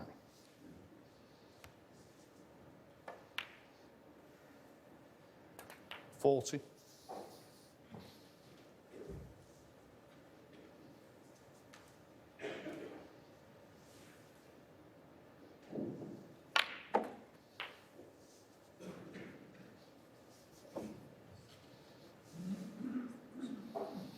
47.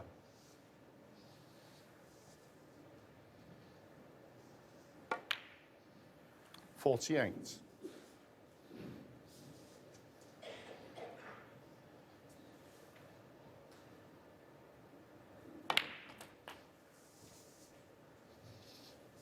'In a position like this, very often you see a player not necessarily play on the black because to play 55. up the table would mean easier position on the yellow.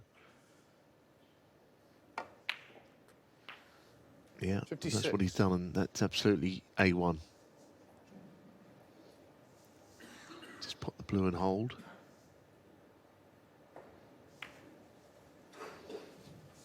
Taken these nicely. It's very good. It wasn't looking like it was going anywhere for him this match. 61. Then the Selby fairly unexpected miss.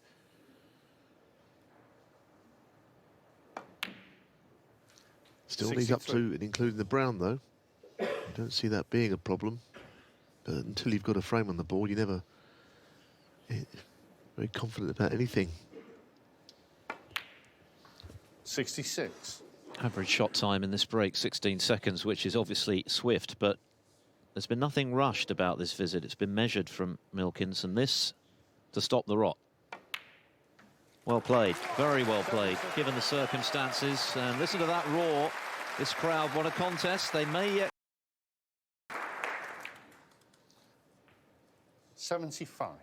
When you're staring down the barrel as Milkins was at the interval, you've got to start somewhere in your bid to recover, and this is ideal. Not just winning the frame, but winning it with a really good break, a confidence-restoring visit, a bit of rhythm at last in that cue arm, all the things that were absent in the first 4 frames. Excellent, superb. A wonderful clearance of 88. The Milkman delivers in the nick of time. He's still got a lot to do, but he's closed the gap to 3, 4-1. Reigning Welsh Open champion will be feeling a whole lot better for that superb clearance of 88 after Mark Selby had got in, missed on 45, a rare error from Selby this evening, who's been outstanding. But Milkins was ready to take his chance. He took it quite beautifully, and he is so good to watch when he's in full flow. He's got so much natural ability, and we saw plenty of that in that break. But of course, he's got to keep it going. Thank you. Is that the start of something? Thank you. The 6th or just frame. a blip for Selby? Mark Selby to break. Frame number 6 of a possible 11. Mark Allen awaiting the winner on Friday evening, fresh from his 6-5 victory earlier over John Higgins. Tomorrow, Ronnie O'Sullivan, first up against Barry Hawkins.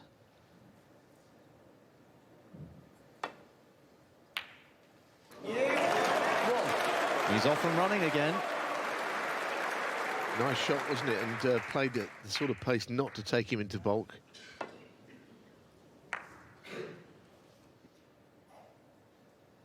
Which means he fancied the pot quite a lot, it seems.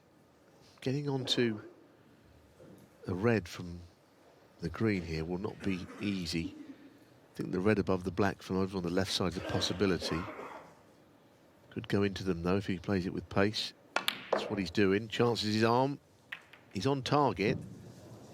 That's unlucky. He didn't do anything wrong there. 4. Well, splitting the pack and hoping for the best. He executed the shot well. Selby not really hurt by that little Robert Milkins, 4. minute break. But Selby certainly just on the back foot a touch. Not much, because he's 4-1 up, but just given something to think about. Milkins has turned up. And he's one of those players, isn't he, Milkins, who, if he does get on a roll, can be a...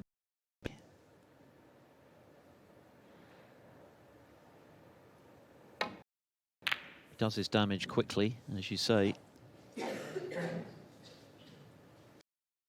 Yeah, I mean, he was 7-2 down, wasn't he? I mentioned it earlier, that match against Joe Perry that ended up 3 sessions because of the protest at the start of the beginning of the match.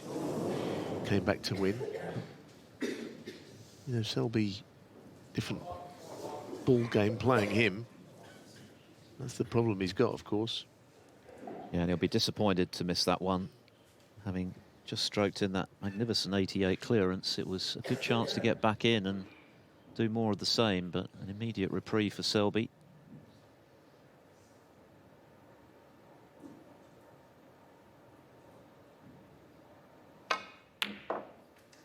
One.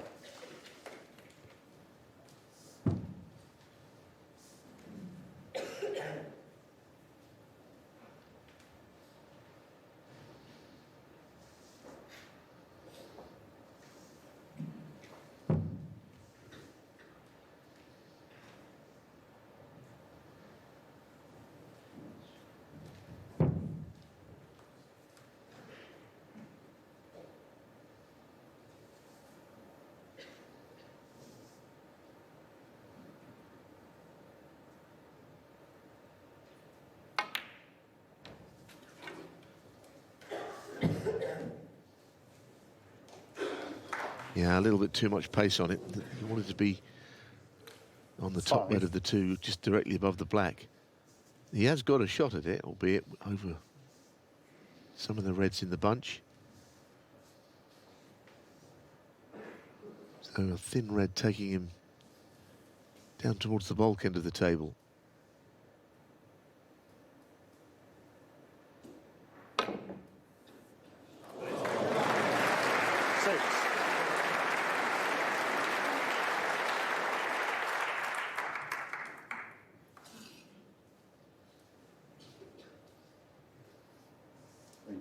Green ball.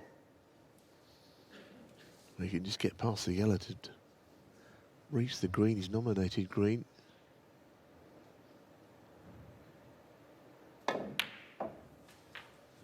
Again, trying to get on that red. It's quite a good shot. He's not perfect on it, but it's the top red of the 2. Directly by the black. Straighter would have been absolutely ideal.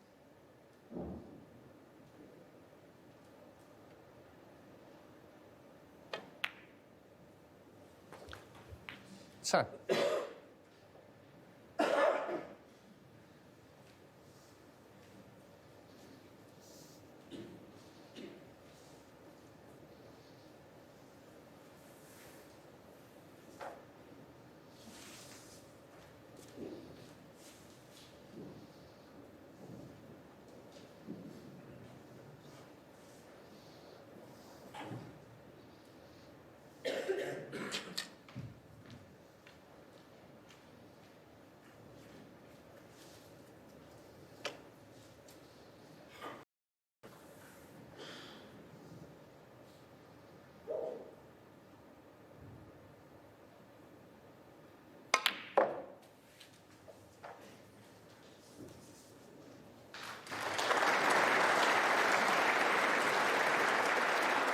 12. Well, he's just starting to sort of unlock this frame, isn't he? But there's plenty more unlocking to do because other reds from here on in become a little more difficult. Don't know if the red by the pink is on. He's just looked at that one. Into the right corner, that would be.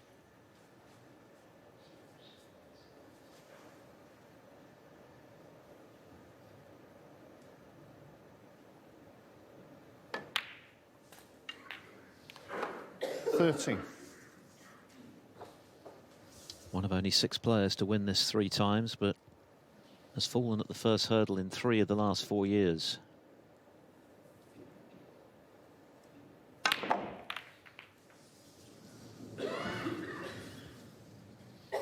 He got a lot of spin on that top spin. It's tried to send the cue ball across into the bunch and to the right, but all of what he had on it did not get him enough speed to get him onto a ball. Let's see it again. The cue ball veers across with all the spin on it. There it goes. But not bringing him a next red to aim at. So the break ends without going too far. 20.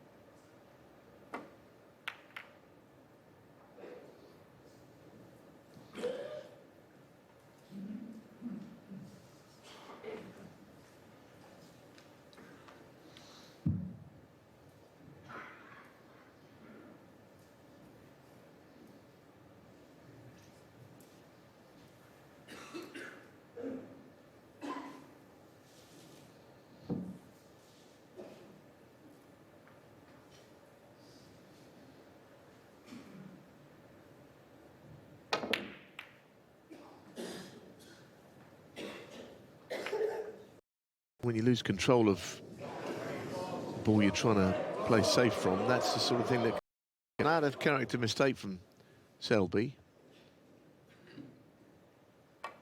He's trying to push the red onto the blue full ball, and then the red would have stayed up there. Had the blue come down towards the cue ball, that of course wouldn't have mattered to him.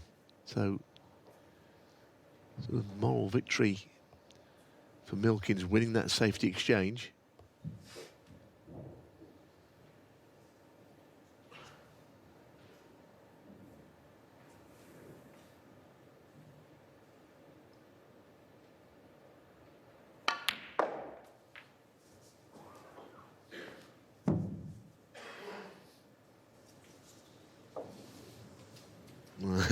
He's kind of all right, but he certainly overscrewed it. He wanted the cue ball to stop a long way short of where it did.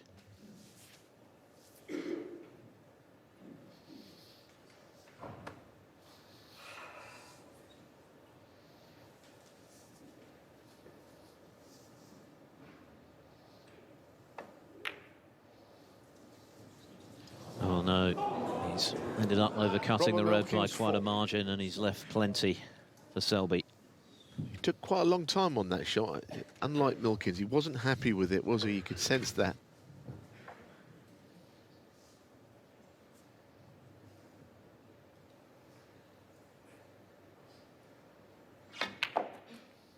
One. Cheers, well, thanks. He didn't get very close to it. He just didn't like the shot from where the cue ball ended up from the previous one.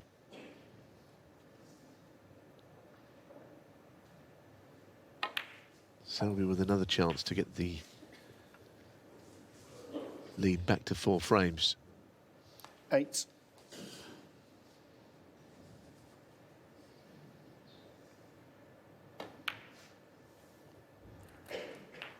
9.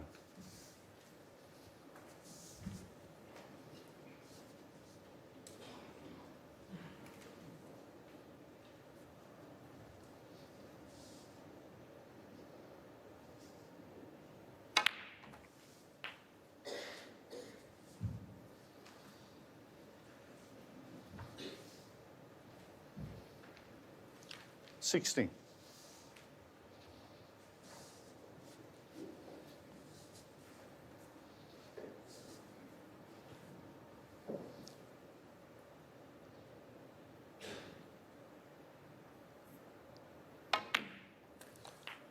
Seventeen.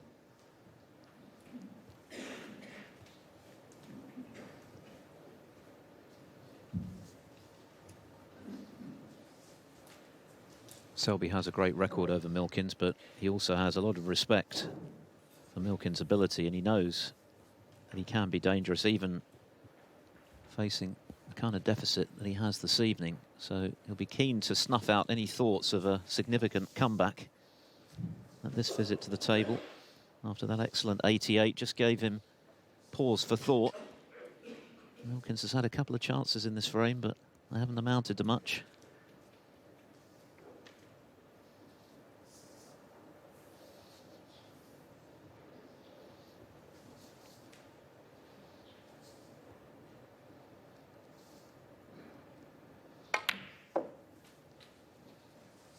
Yeah, I think they couldn't be more different players when you think about it. Selby's very textbook, plays all the percentages, won't be rushed.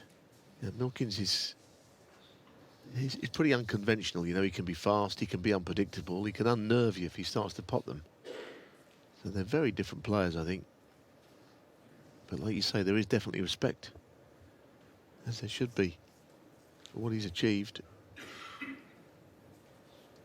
And he did come out on top on his way to the Welsh Open title, of course, against this man last season. That was a shorter match, best of 7.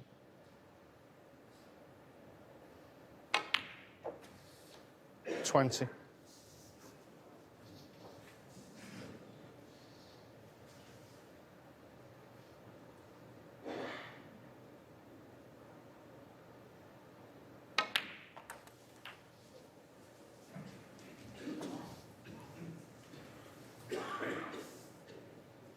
$27.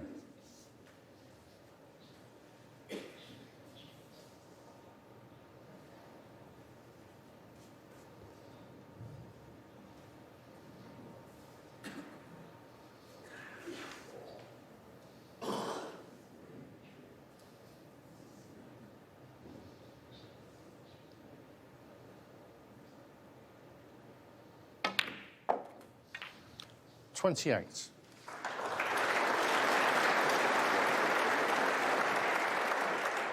There's Vicky, Mark's wife, watching on.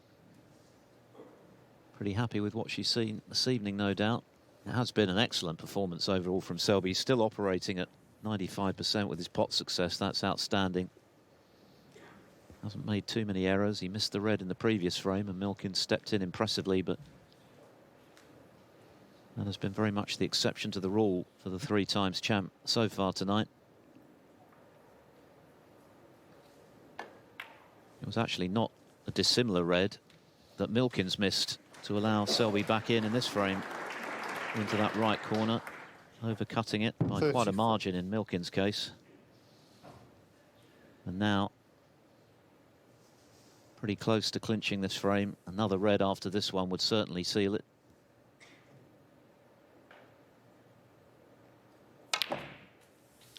$35.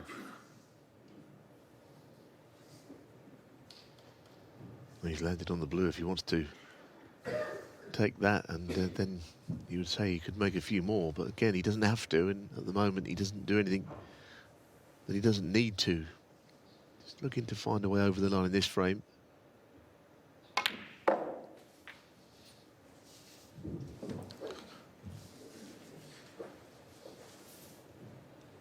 This has been 39. a very focused visit from Selby, keen to just dampen any thoughts of a stunning comeback from Milkins, and that red will surely set the seal on this frame. Only 43 left, 52 the margin. And for Milkins, the frustration, a couple of chances in this frame to try and build on the momentum of the previous one, but it's not amounted to any more than 8 points. 46. Now he's going to have to do something that's only been 5 times in the 50-year history of this Masters come from 5-1 down in a best to win.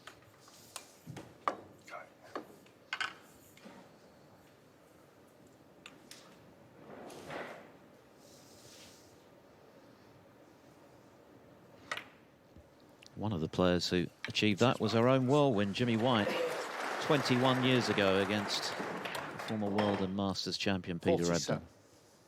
This is the red. If you remember, Mark Selby missed a not dissimilar shot earlier into that pocket.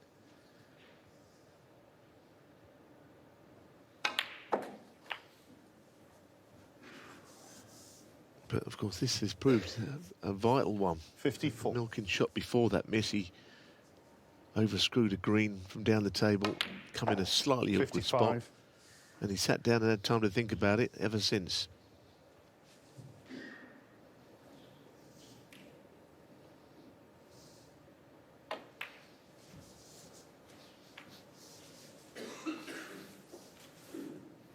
$61. 63. Selby's 4th break of over 50 this evening. Century in the 2nd frame. He scored very heavily throughout the evening. Milkins with just that 66. one break. Prior to that, his best just 13. He left himself a huge amount to do at the interval. And 70. now he's at the point of no return.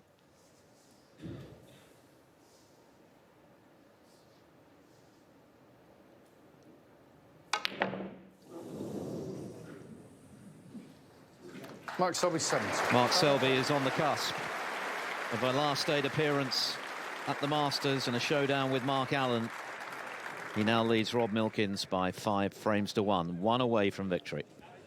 Milkins looking a little downbeat. No wonder this is the red that he missed when he had the chance to potentially build on his previous frame when he knocked in that 88. Just a reminder, of course, the 2nd round, the quarterfinals get underway tomorrow. Ronnie O'Sullivan, 7 times champion, up against former finalist Barry Hawkins from 1:45 UK time. Radzi and the team with all of the build-up ahead of the player's entrance just after 1 o'clock local. But for Milkins, well, if he were to pull this off from here, it would be one of the greatest victories in the history of this tournament, quite simply. Only 5 times, as mentioned, has it been done before. 5-1 to 6-5.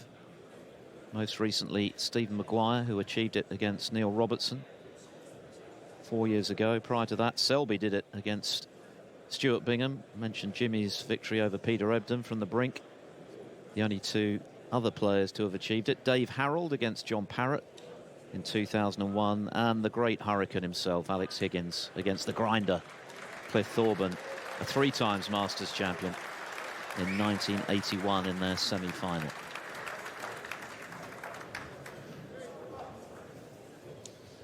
Thank you. The 7th frame. Robert Milkins to break. Robert Milkins breaking off in frame 7 with a nigh on impossible task, you would think.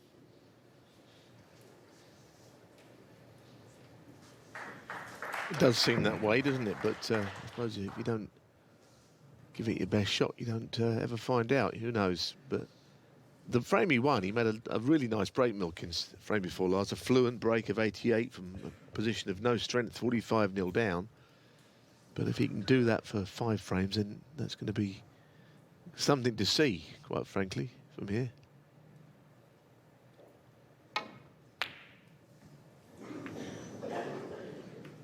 There's another sort of halfway mistake, if you like, from Selby, where he missed the red by so much the double kiss took place. And on another day, if Selby was struggling, could easily have left a red off that mistake. An easy one, anyway. And this does go for Milkins. Well played, right in the middle. There's no doubt that the crowd want Milkins to make a contest of this. Yeah, I think it's for more than one reason. You know, obviously they want their night to be a little longer, don't want a swift exit tonight. And also, he's just a likeable player, likeable person, Rob Milkins. Someone that you always wish good things upon. There was a lot of people in snooker very pleased when he won that big bonus last year for winning the Welsh. Anyway, back to this, and he doesn't feel 60. like he got a good bounce off the cushion, I don't think. He was a bit out of control here. 70. He had no real way of knowing where the balls were going to finish. So all of a sudden, things have got a little worse as far as the positional side of this break.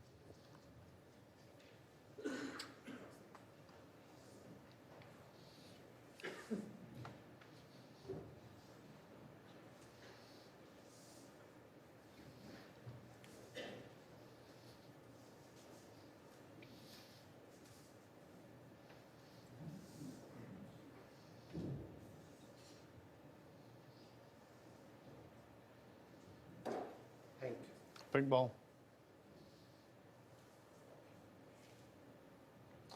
Robert Milkins, 17.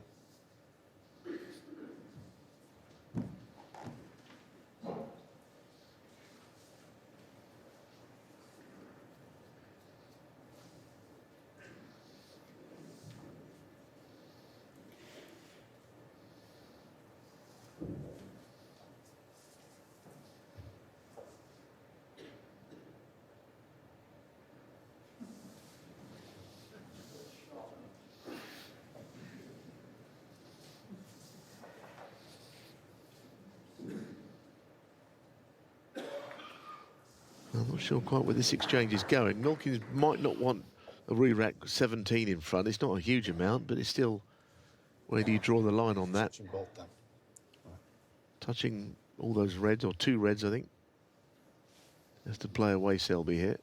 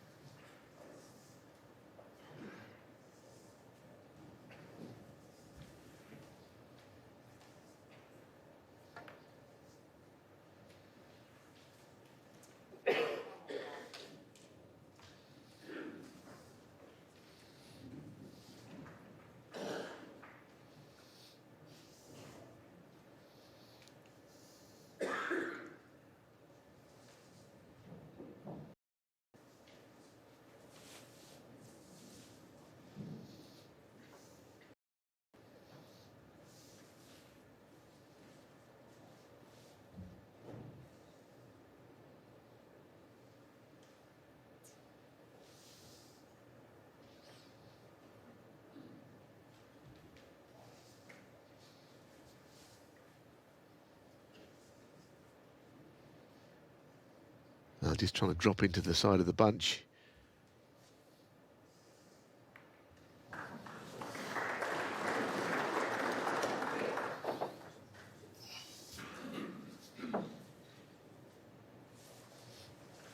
Rob, it's touching that one. Don't help, really. Touching again. It won't help, really, said Rob. Hasn't lost his sense of humour, at least. This isn't quite the comeback to the Masters 9 years after his previous visit that he'd anticipated. Not so far, anyway. But he has run into an informed Mark Selby, who has given every impression this evening that he is determined to right the wrongs of his more recent visits here, having not got past the last 8 for a decade.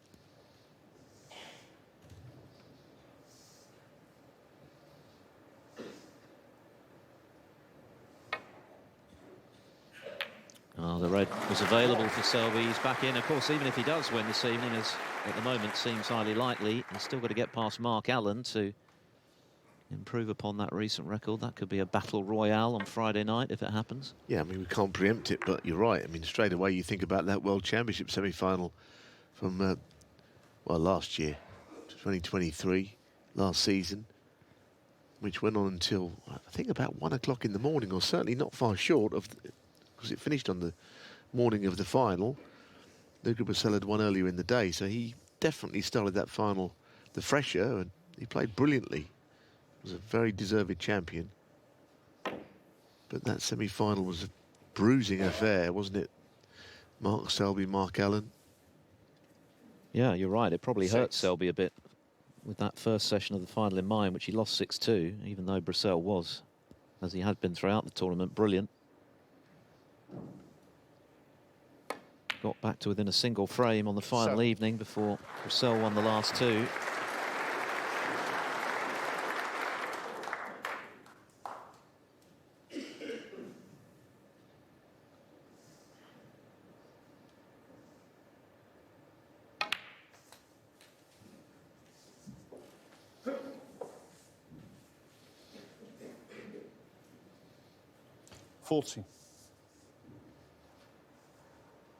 That break of 88 at the moment, feeling like nothing more than a consolation for Rob Milkins. 15.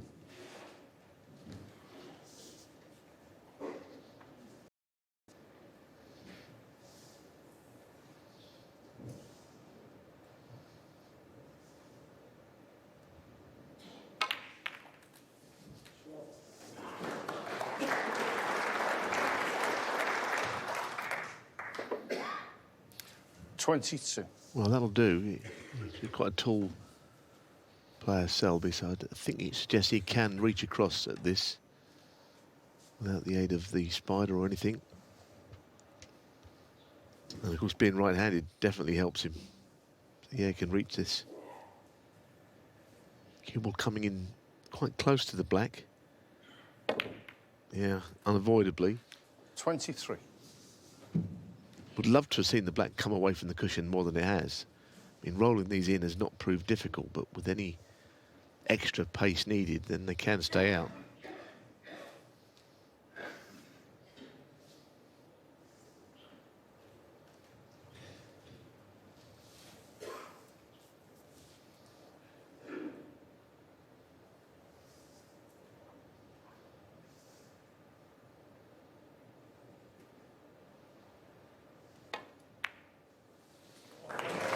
Yeah, good shot.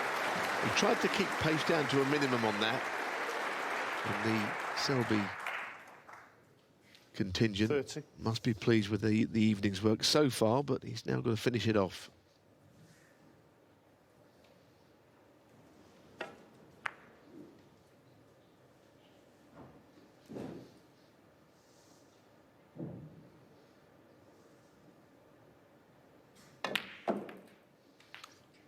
$31.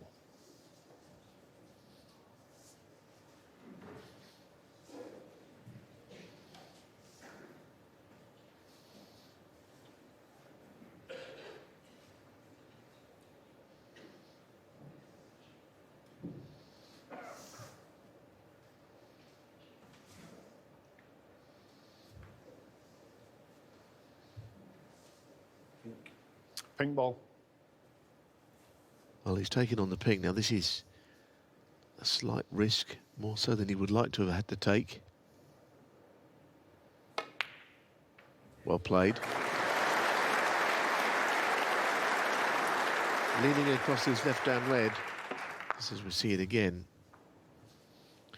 There's going to be that red on the right, just could be under his body, unless he needs the rest on this. And of course, it won't be in the way. 37. There you can see now, just away from that red, so no waistcoat foul likely. 38.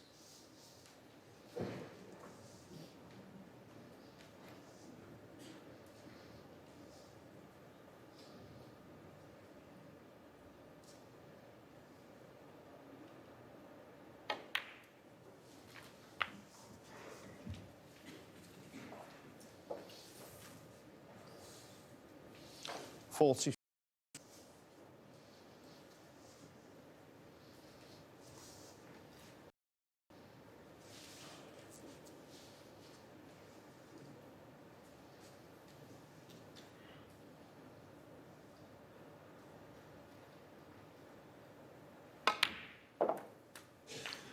46. Mark Selby has been all business this evening from his very first shot, which was a convincing long-range red right in the centre of the pocket. He's been clinical, scored heavily throughout. His safety, as usual, rock solid. But a steely determination about Selby, I think, 51. to improve on his recent disappointing record at this event, one that has given him so many great memories down the years. His first ever pro title 52. when he beat Stephen Lee before he won the Welsh Open, his first of 22 ranking titles. Beat O'Sullivan in that cracking final from 3 down with 4 to play. Beat Robertson. But that was all a long time ago now, and he's very 59. creates some more memories for himself at this great event. Yes, and he's on the brink of winning this match, a match he was expected to win. You know, if a lot of people have said that their 60. banker of the round would have been Selby against Milkins. That tournament pot success is very interesting at the bottom of the screen, isn't it? Because that tells you that technically he's played the best of everybody. I mean, he hasn't been maybe pressed as much as other players have been in this first round. And just as he's about to pot match ball, there was another crash from somewhere, which of course was completely accidental. But there is the Century Club, which is a great addition to this wonderful venue where people are wined and dined. Maybe it came from up there. Anyway, I think it's a good night's work for Selby. I think he couldn't have achieved much more tonight. Whether it means he goes all the way and people will believe that, well, I look forward to finding out. But it's been a very clinical performance, which ends there. 74. Annoyed to miss that, which shows how determined he is this year to make a splash once again at the Masters. Mark Selby looks like a man on a mission. 3 times the champion, hasn't been past the quarters for a decade. He's determined to put that right this year, and he's overwhelmed Rob Milkins for his 11th Masters quarter-final appearance. He wins 6-1.